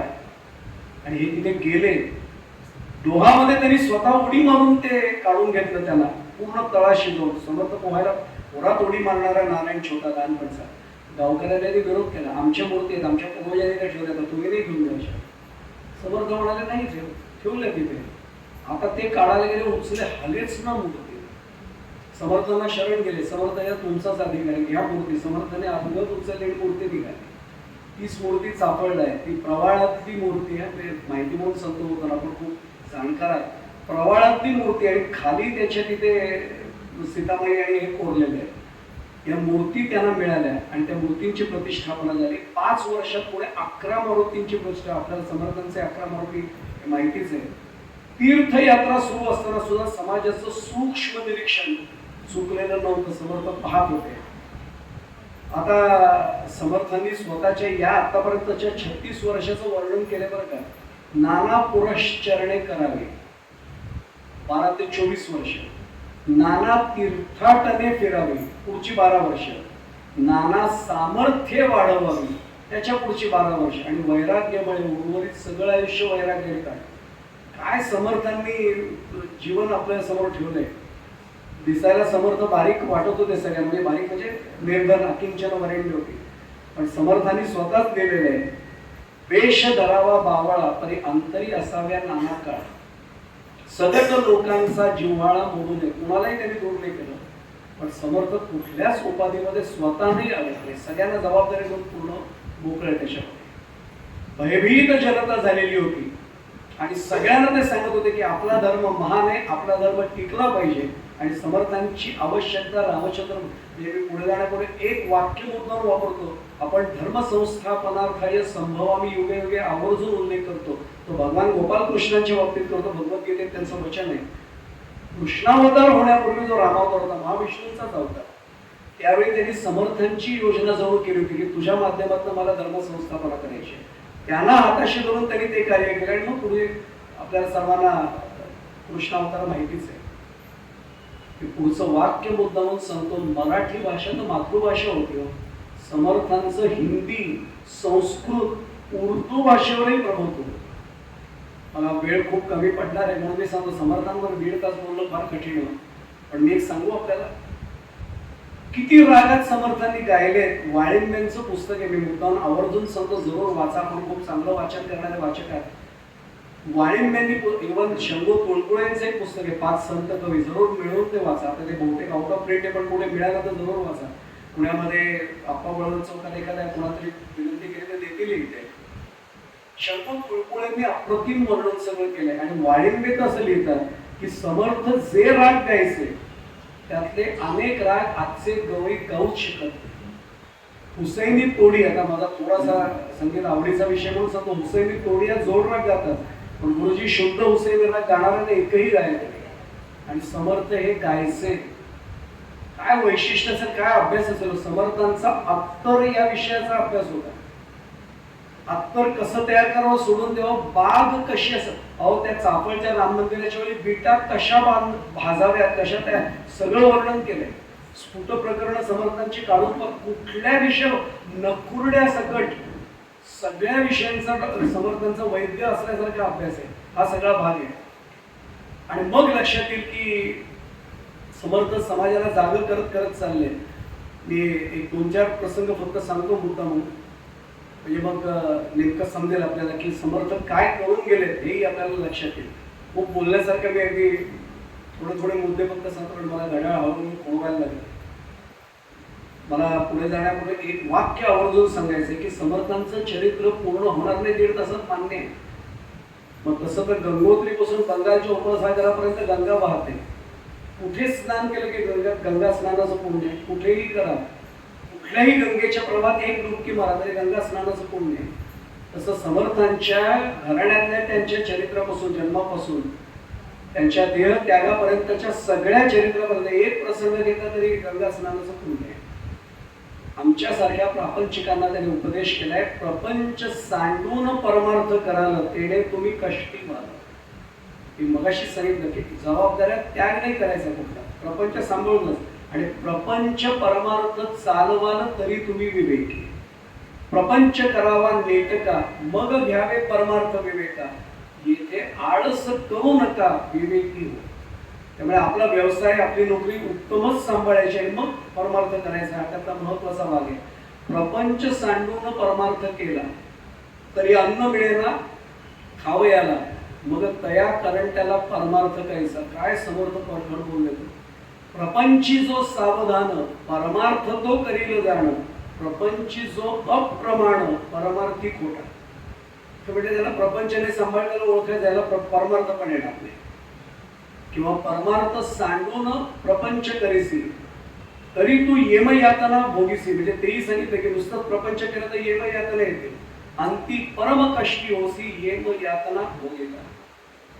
नाना वेश नाना आश्रम सर्वांचे मूळ गृहस्थाश्रम. कारण एक सांगू, ब्रह्मचारी आला तरी तो गृहस्थाश्रमांच्या जीवावर फिरतोय, वानप्रस्थाश्रमी गृहस्थाश्रमींच्या जीवावरच आहेत, आणि संन्यासी तर गृहस्थाश्रमींच्या जीवावरच संन्यासाश्रम पूर्ण करू शकतात. या कारणे गृहस्थाश्रम सकलांमध्ये उत्तमोत्तम, परंतु पाहिजे स्वधर्म आणि भूतदया.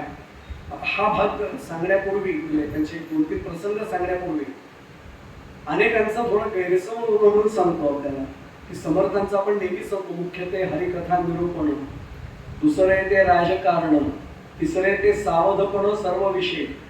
काही जर म्हणतात मी राजकारणात जायला पाहिजे, गेलो नाही अजून. काही समर्थांनी म्हटलंय मुख्य ते हरिकथा निरूपण, मी देवळात जाऊन हरिकथा निरूपण करतो, ऐकतोय. आता राजकारणात नाही गेलो तर जायला पाहिजे. राजकारण म्हणजे आम्हाला जे वाटतं ते राजकारण नाही, राज्यकारण मध्ये सगळं झालं. ते राजकारण म्हटलं असं तरी अपेक्षित आहे राज्यकारण.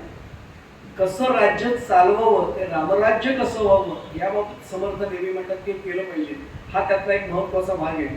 मी मुद्दामून आपल्या समोर 1-2 प्रसंग सांगतो. 36 वर्ष पूर्ण झाले. पहिले 12 वर्ष गृहत्याग, 12 वर्ष तपश्चर्या, 12 वर्ष देशाटन. फिरता फिरता जाम पुन्हा परत ते जामच्या परिसरात आले. आणि त्यांचं खरं वर्णन मी नाव घेऊन सांगतो. हरिभक्तीपरायण आनंदबुवा जोशी, आपण नाव ऐकलंच डोंबिवलीचे, आमच्या कीर्तन क्षेत्रातलं फार मोठं व्यक्तिमत्व. त्यांच्या काही पिढ्या कीर्तन क्षेत्रात आहेत. आनंदबुवा जोशी तो प्रसंग फार छान सांगतो. मी डोळ्यातनं घळाघळा आशीर्वाद आहे, तर मी अगदी थोडक्यात सांगतो. त्यांचं कीर्तन समर्थांचं होतं, आणि कीर्तन समर्थांचं म्हटल्यानंतर तुडुंब गर्दी असायची. फरक सांगू आपल्याला. श्रोते असतील तिथे माझ्यासारखा प्रवचनकार कीर्तनकार जातो, आणि समर्थ जिथे उभे राहायचे तिथे लोक आपोआप ऐकायला जमायचे.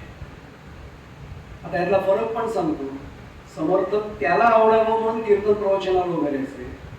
आम्ही आमच्या खिसा काहीतरी यावं म्हणून प्रवचन कीर्तन करतो. आता लक्षात आलं असेल का? म्हणून त्यांच्या कीर्तनाला प्रत्यक्ष राम यायचा. स्वये येतो कीर्तनास रावणारी, रंग चढला ते कीर्तनास भारी. आमच्या कीर्तनाला रामचंद्र श्रीराम अशा नावाचे कोणी आले तरी आम्ही म्हणतो वा वा, आमचं काहीतरी भाग्य आहे. आमच्या कीर्तनात कशाला प्रत्यक्ष रामचंद्र प्रभू होते, आमचा उद्देशच वेगळा आहे. त्यांचं कीर्तन ते सगळ्या समयांमध्ये तेजपुंज चेहरा दिसत होता. आणि जामचे पोलीस नाही शब्द त्यावेळी पाटील, गावचे पाटील असायचे, अलगंड शरीर मिशा वगैरे, यांचं लक्ष या गोसाव्याकडेच होतं. अरे हा कीर्तनकार ओळखीचा वाटतोय. बरं 12व्या वर्षी गेलो होतो, त्यानंतर अगदी 24 वर्षे गेली ना, चेहरा बदलतो. आपण यांना विचार, विद्यार्थी आम्हाला ओळखू नाही येत. अनेक जण येतात बघा आपल्याला, तर माझाही अनुभव तुमचाही तोच आहे. येऊन आपल्या नेहमीच्या संपर्कात काही वाटत नाही. आता कुठे कोल्हापूरला गेलो, पटकन कुठेतरी येऊन सांगतो, सर ओळखलं, नमस्कार करतो. सर म्हटलं की लक्षात तो विद्यार्थी असेल. आपण म्हटलं नाही बाबा ओळखलं. 1987 दहावीची बॅच. आता तू 87 नंतर मला भेटलो 2026ला, त्यावेळी मिशी पण नव्हती. आता दाढीबिडी वाढवून आलेला असतो, कसं ओळखणार? पण हा पाटील जो होता ना, तो त्याचं लक्ष कीर्तनात उडाला, असा चेहऱ्याकडे बघत असतो. समर्थांची जी नजरानजर झाली, समर्थांचं निरीक्षण फार भारी.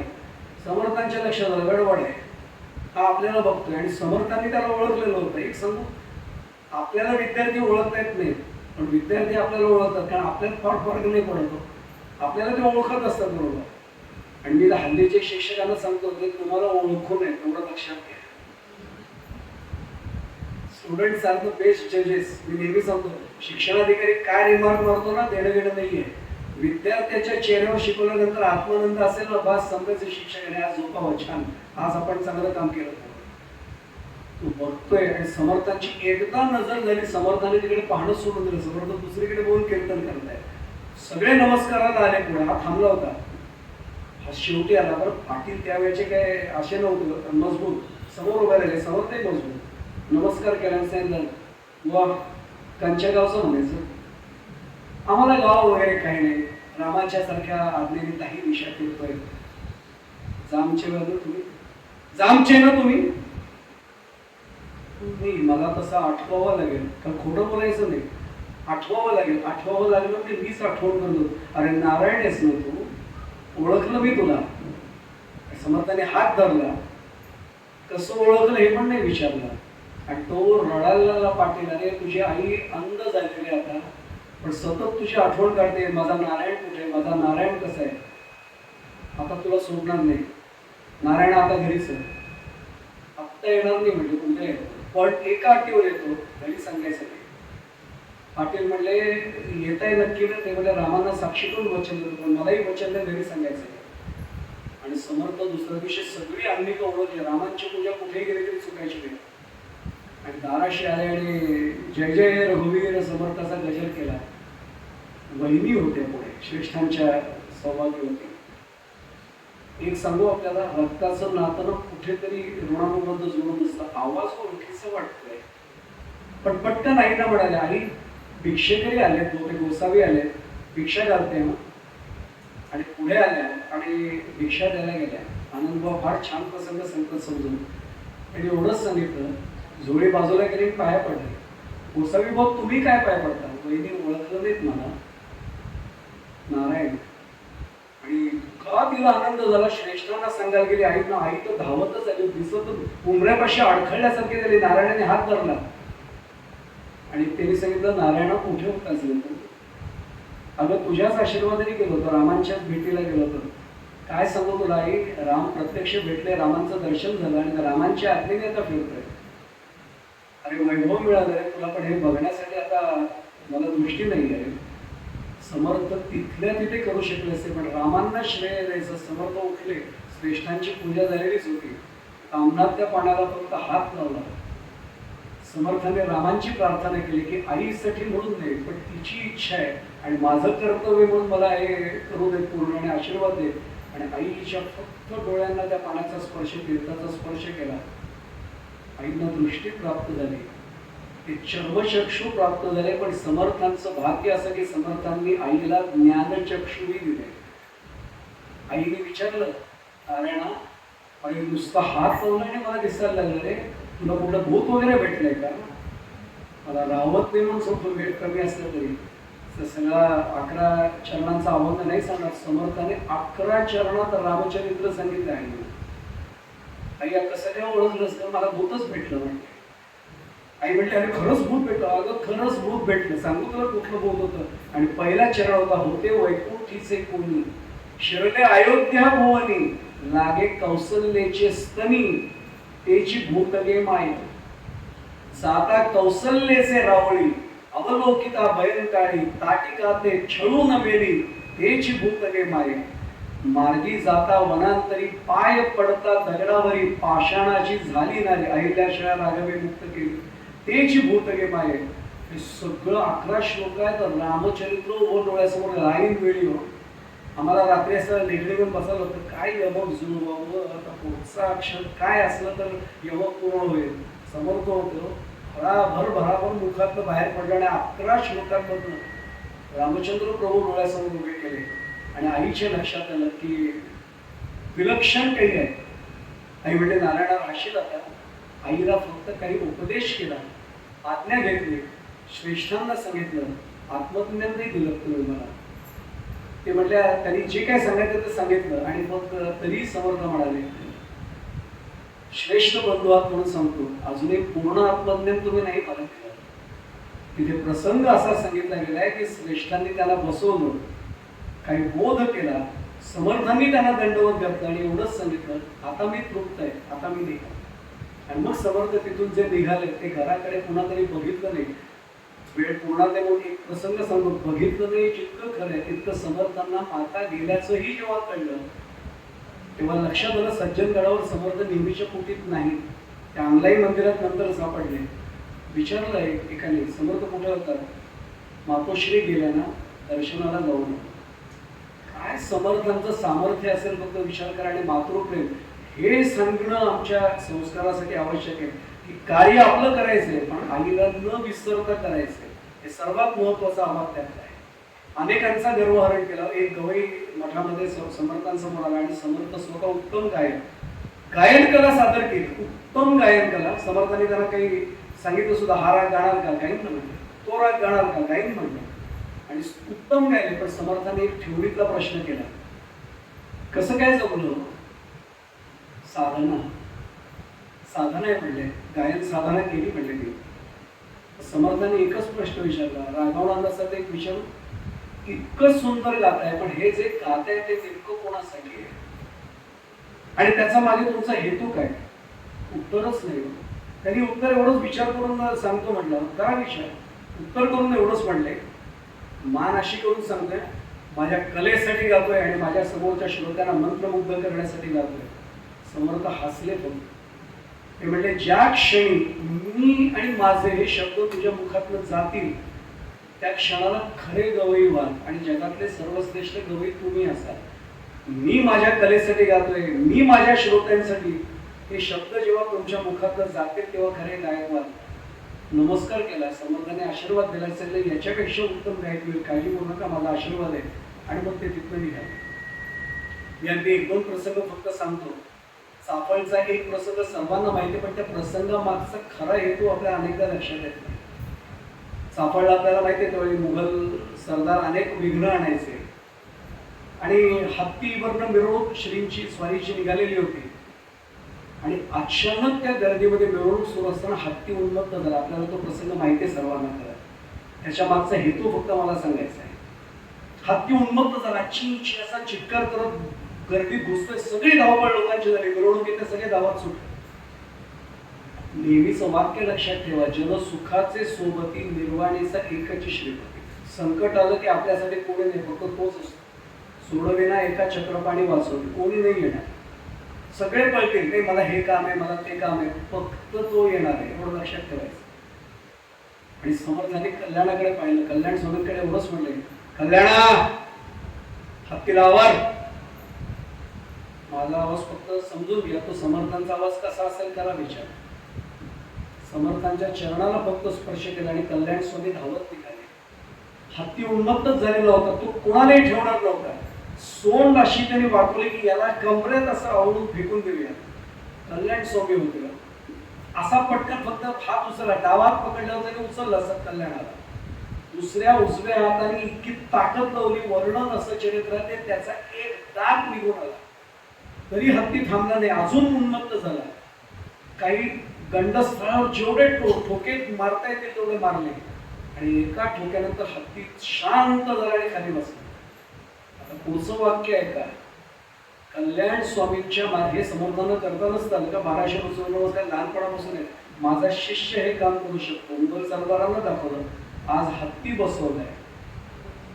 उन्मत्त झालेले तुम्ही जर माझ्या वाट्यात आलात किंवा आमच्या धर्माच्या वाट्यात आलात असेच बसाल.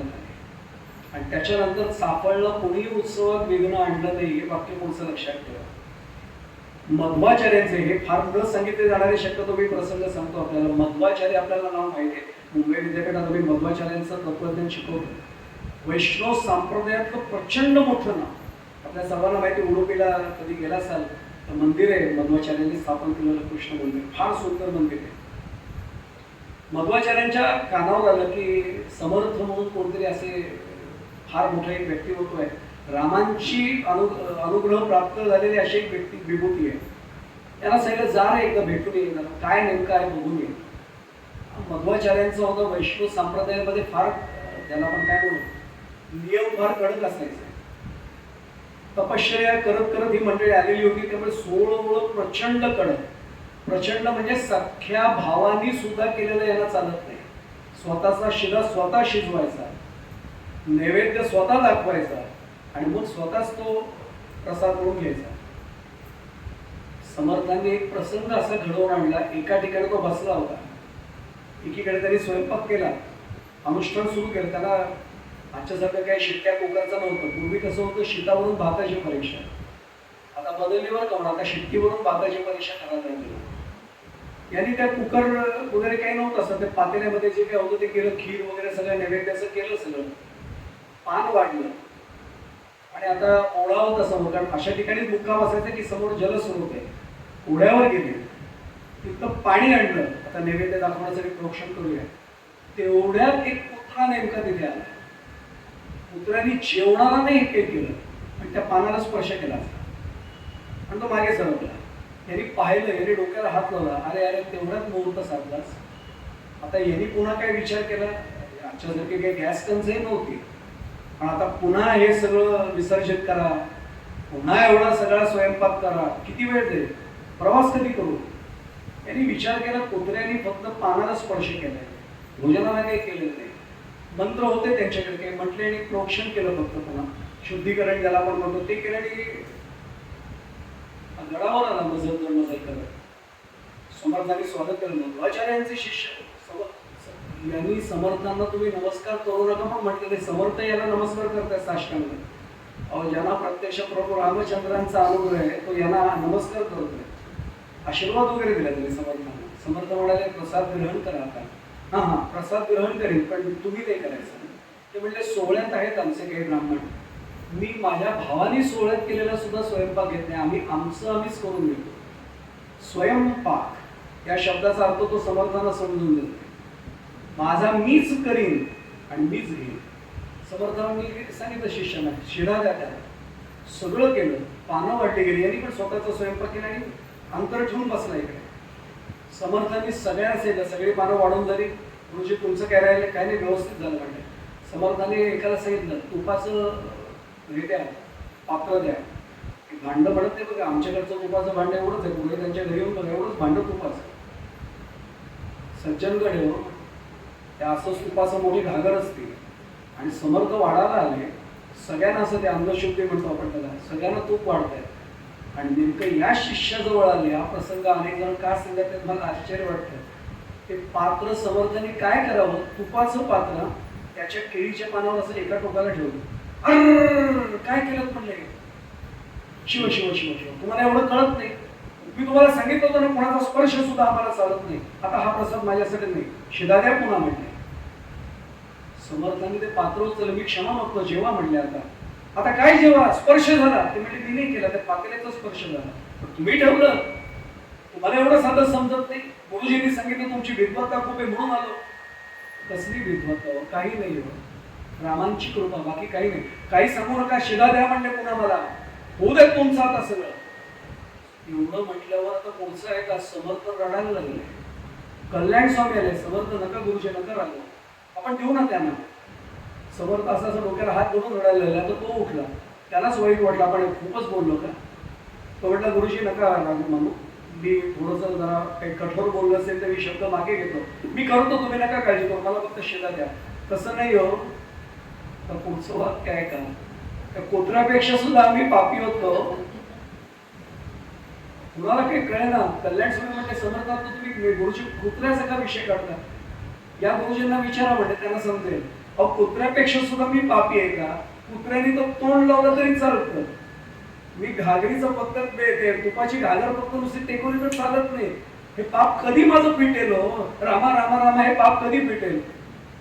उठले आणि साष्टांग दंडवत घातलं आणि कल्याण स्वामीला सांगितलं, समर्थांनी केलेला स्वयंपाक कुठे रामांचा, त्यातला नैवेद्य माझ्या पानावर वाढाच मी तो जेवणार. काय समर्थांनी एकेकाला प्रताप दाखवले. मूळ समर्थ नाव उगाच नाही हो. माझ्यासारख्याने स्वतःला समर्थ म्हणून घ्यायचं तरी ठरवलं तरी लाज वाटली पाहिजे. कुठल्या बाबतीत समर्थ आहे. पैठणची घार उठवण्याचा प्रसंग आपण लहानपणापासून ऐकला असेल म्हणून मी फार बोलत नाही.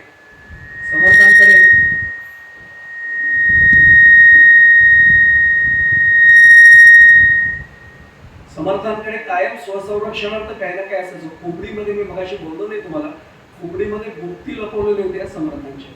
आणि आता एवढे वर्ष झाले त्यामुळे सांगायला हरकत नाही. आता सरकारने काही जाऊन तपास करण्याची आवश्यकता नाही. आता समर्थ नाही देहरूपाने आहेत, समर्थ पण देहरूपाने नाही.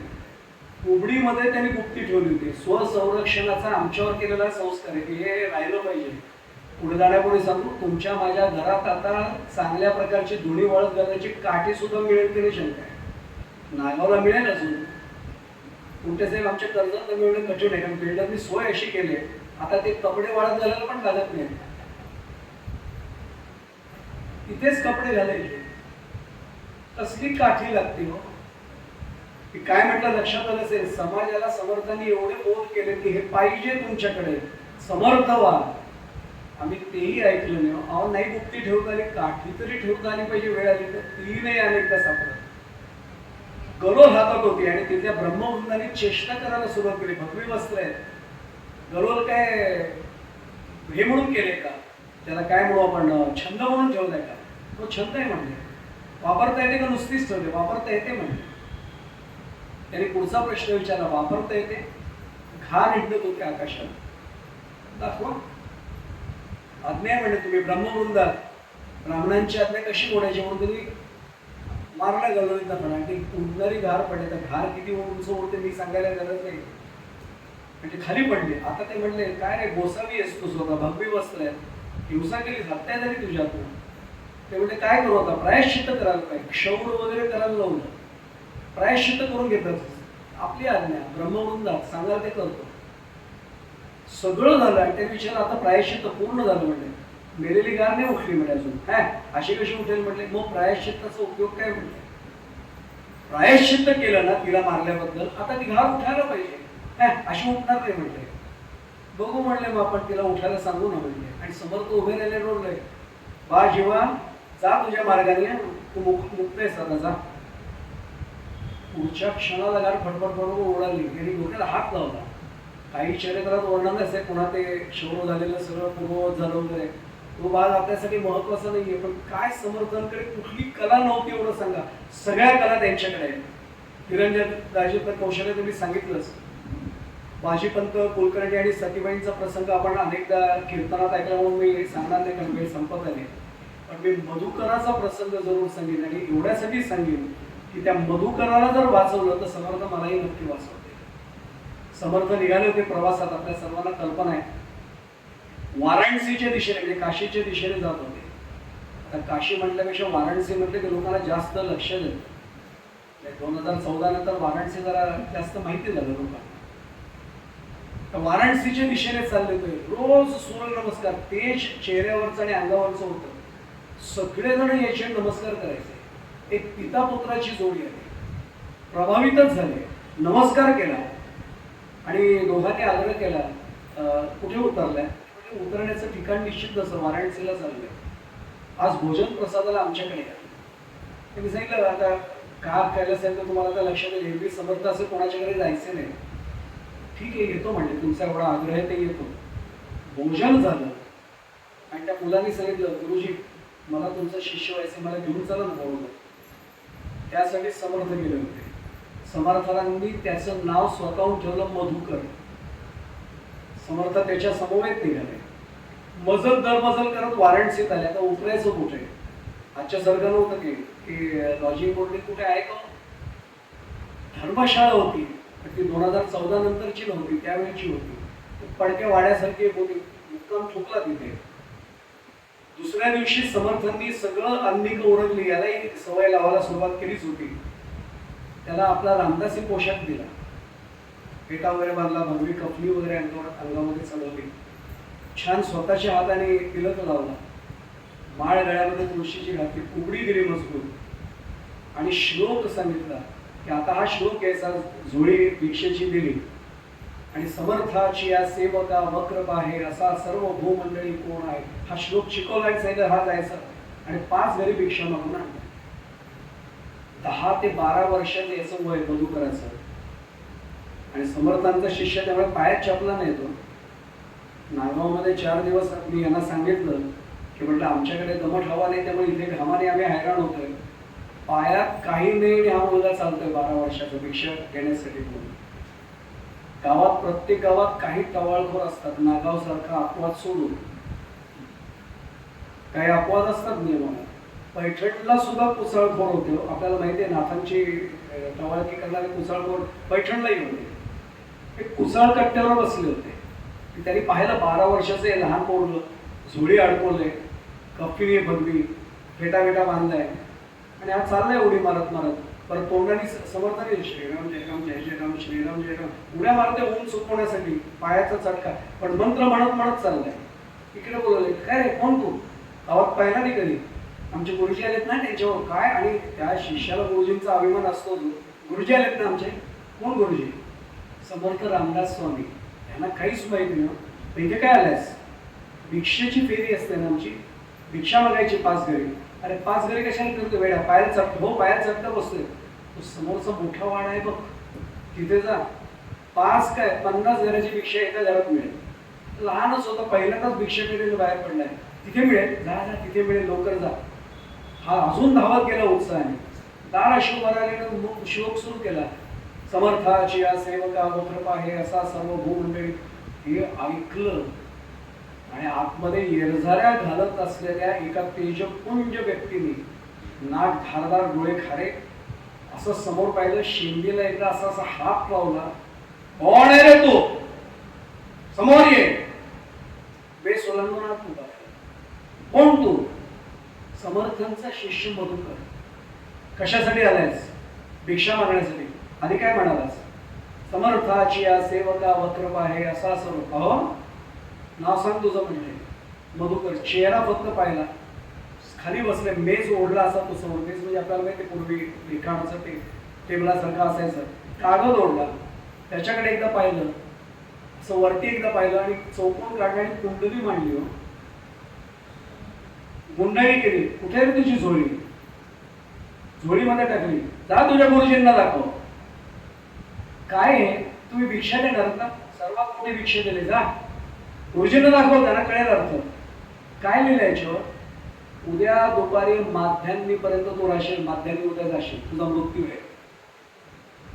12 वर्षाचं मुलं आई वडिलांना सोडून गुरुजींबरोबर आलंय. गाव आता मागे राहिलंय. पण ते गाणं ऐकतो ना, ते जीव लगा राहिले रे दूर धर्माचे, ते प्रियकरासाठीचं गाणं नाहीच आहे मुळात, त्याच्यासाठीचं गाणं आहे. त्या भावाने मी एकदा कधीतरी ते गाणं ऐका, त्या अर्थ स्वरावर एकटं असताना ऐकलं की डोळ्यातलं कोणतेच पाणी आले शिवणार. जीव लगा राहिले रे दूर धर्माचे, पाऊलं थकले माथ्यावर, जड झाले ओझे. आम्ही तेच ओझं घेऊन फिरतोय.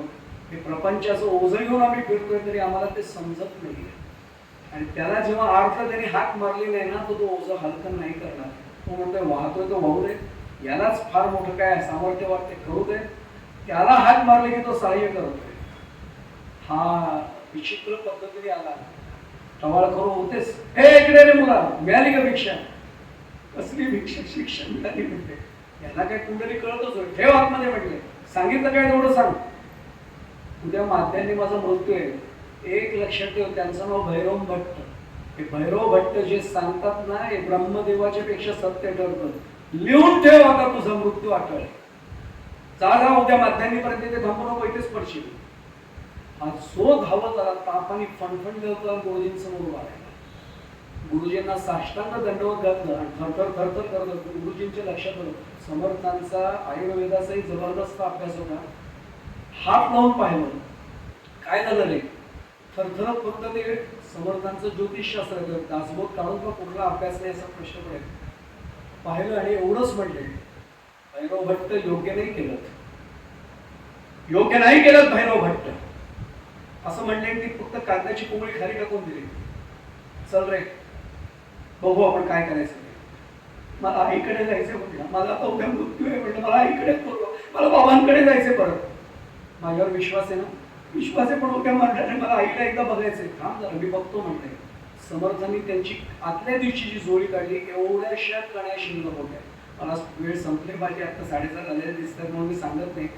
3 पानं आणि 6 द्रोण असलेल्या ठिकाणी 60 ब्राह्मणांना समर्थांनी जेवायला घातल्याचा प्रसंग आहे. आज वेळ नाही, मी सांगत नाही, फक्त एवढं सांगून ठेवतो त्यांना. समर्थांना प्रत्यक्ष रामचंद्र प्रभूंची कृपा होते. काय कमी होतं? 4 कण्या होत्या, त्या शिजवल्या, स्वतःच्या हाताने त्याला खायला घातलं. जवळच्या काही औषधी वनस्पती वाराणसीच्या परिसर समर्थांचा अभ्यास होता, त्या आणल्या. त्या औषधाचा उपयोग त्याच्यावर केला. झोपायला गेलो आणि समर्थ गरम अंग झालेलं होतं, कपाळावर गार पाण्याच्या घड्या ठेवून स्वतः बसले. मी खरं सांगू, पुढे जाण्यापूर्वी मधुकराचं काय भाग्य असेल. आपण आजारी असताना आपल्या आईने हे लहानपणी केलं होतं. ते समर्थ गुरुमाऊली या मधुकरासाठी घड्या पाण्याच्या ठेवते. त्याचा ताप नाही, भवताप सुद्धा उतरला हे लक्षात घ्या. समर्थ त्याचे हात शेकतायत, पाय शेकतात, डोक्यावर थोपटतायत. बाळा घाबरू नकोस, काही होणार नाही. रात्री त्याला कधी झोप लागली कळलंही नाही. सकाळी उठला आणि मधुकर एकदम तरतरीत. गुरुजी विचारतात, मधुकरा ताप? गुरुजी माहित नाही, पण काहीच जाणवत नाहीये. अरे गेला ताप तुझा, वेड्यास का? ताप राहतो का असा कधी? मी मगाशीच म्हटलं भवत ताप घालवला त्याचा, हा ताप कुठला राहिला? चल रे आंघोळीला जाऊया म्हटलं. समर्थच त्याला स्नानाला गेले घेऊन. समर्थांनी स्वतः स्नान त्याला घातलंय. हा काय म्हणजे मी खरं सांगू, मधुकर काय भाग्य घेऊन आला असेल. गुरुजी स्वतः त्याला स्नान घालताय. स्नान घालून झाल्यावर पूजा वगैरे सगळं झालं. जुळी पुन्हा अडकवली, तो पोशाख समर्थांनी चढवला. मधुकरा भिक्षा फेरीची वेळ झाली. खातो ना म्हटला. कोणाकडे जाशील? तोच सांगतोय, गुरुजी कालच्याच घरात जाईल म्हटला.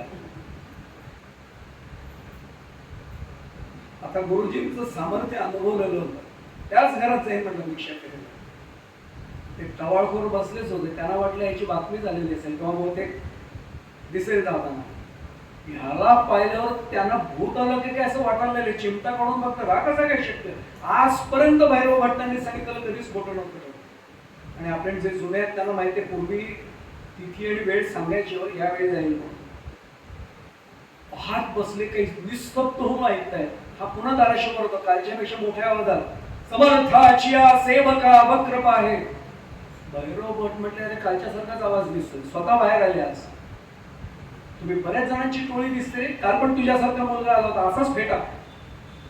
माझ्यासारखा नाही, मीच आलो होतो म्हणजे. माझंच नाव मधुकर. शक्यच नाही म्हणले. आत ये. आत बोलवलं. पुन्हा एकदा चेहरा पाहिला, फेटा काढला, पुन्हा चेहरा बघताय. अशक्य, अशक्य.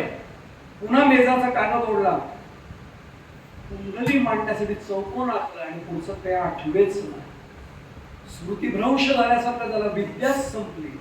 खूप वेळ 5-6 कागद ओढून बघितले, काहीच लिहिता येईना. हात धरला. गुरुजींचं नाव काय तुझ्या? ते म्हणले समर्थ रामदास स्वामी. घेऊन चल म्हणले मला. आणि हा मधुकर आनंदाने घेऊन चाललाय. जाण्यापूर्वी भैरव भट्टांनी घरीच सांगितलं, याच्या जोडीत भिक्षा घाला आणि गुरुजींकडे चाललाय.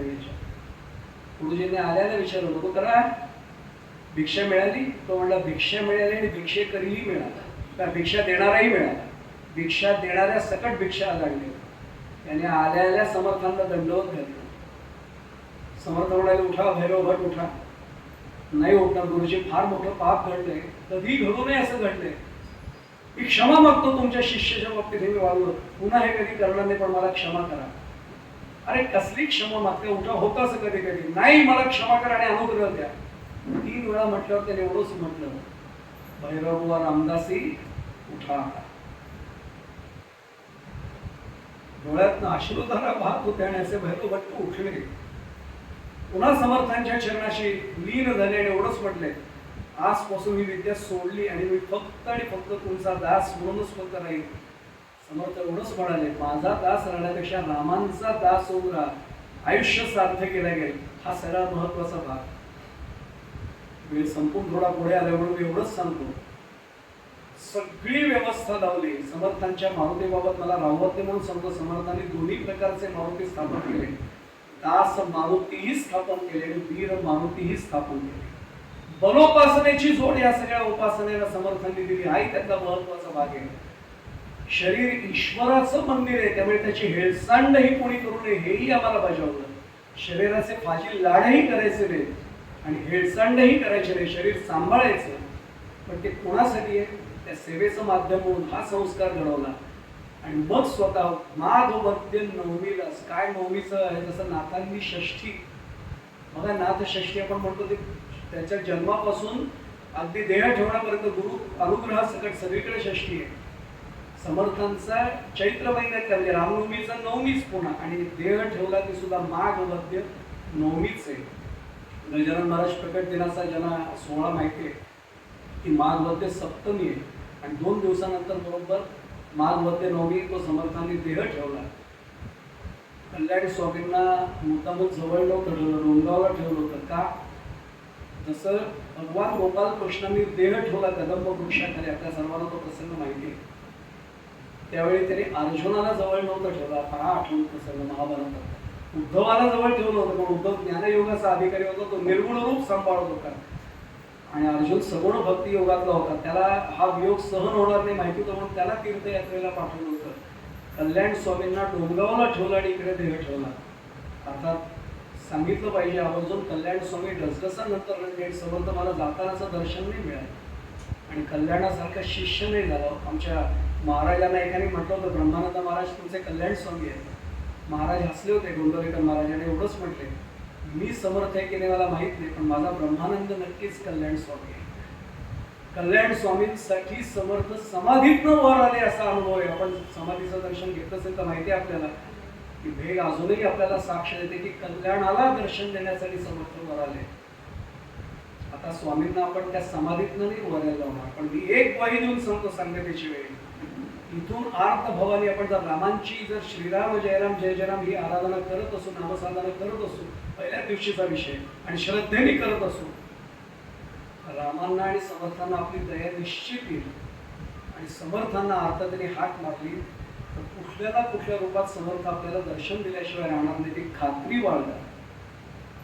मी सांगत आहे म्हणून औपचारिकपणे मी धन्यवाद शब्द अजिबात वापरत नाही, पण भीमेश्वर मंदिर व्यवस्थापन मंडळाच्या डॉक्टर साहेब अध्यक्षांपासून सर्वच विश्वस्त मंडळ आणि आपण सगळेच कार्यकर्ते, सगळे श्रोते यांच्या चरणी नतमस्तक होतो. कृतीने शक्य नसलं तरी मनाने भावनेने आपल्या सर्वांच्या चरणी साष्टांग प्रणिपात करतो. दरवेळी कुठे ना कुठे जाण्याचा प्रसंग असतो, पण अनेक ठिकाणं अशी असतात की ते संस्मरणीय राहतात, ते कधी विसरता येत नाही. माझं आणि हिचं आजच दुपारी बोललं झालं की नागावची सेवा नेहमी डॉक्टर साहेब विसरू शकतात, मनापासून सांगतो. आणि भीमेश्वराला आणि माझ्या सद्गुरूंनाच म्हणून सांगतो, खूप आनंद घेऊन मी नागावमधनं बाहेर पडणार आहे. आपण खूप भाग्यवान आहात की अत्यंत जागृत देवस्थानाच्या सेवेमध्ये आपण आहात. आणि मी पुन्हा पुन्हा एकच वाक्य सांगेन, मंदिर तेच की जिथे सतत धार्मिक कार्यक्रम, आध्यात्मिक कार्यक्रम होत असतात. आपण ती परंपरा फार छान चालवली, म्हणून आपल्या सर्वांना पुन्हा एकदा वंदन करतो, पुन्हा एकदा आपल्या सर्वांच्या चरणी नतमस्तक होतो. एकच प्रार्थना करतो, कृपावंत व्हा आणि आशीर्वादाचे दुनियात माझ्या मस्तकावर कायम ठेवा. झालेली सेवा भगवंताच्या माझ्या सद्गुरूंच्या चरणी समर्पित करतो. इथेच वाणीला पूर्णविराम देतोय. जय जय रघुवीर समर्थ. श्रीराम श्रीराम.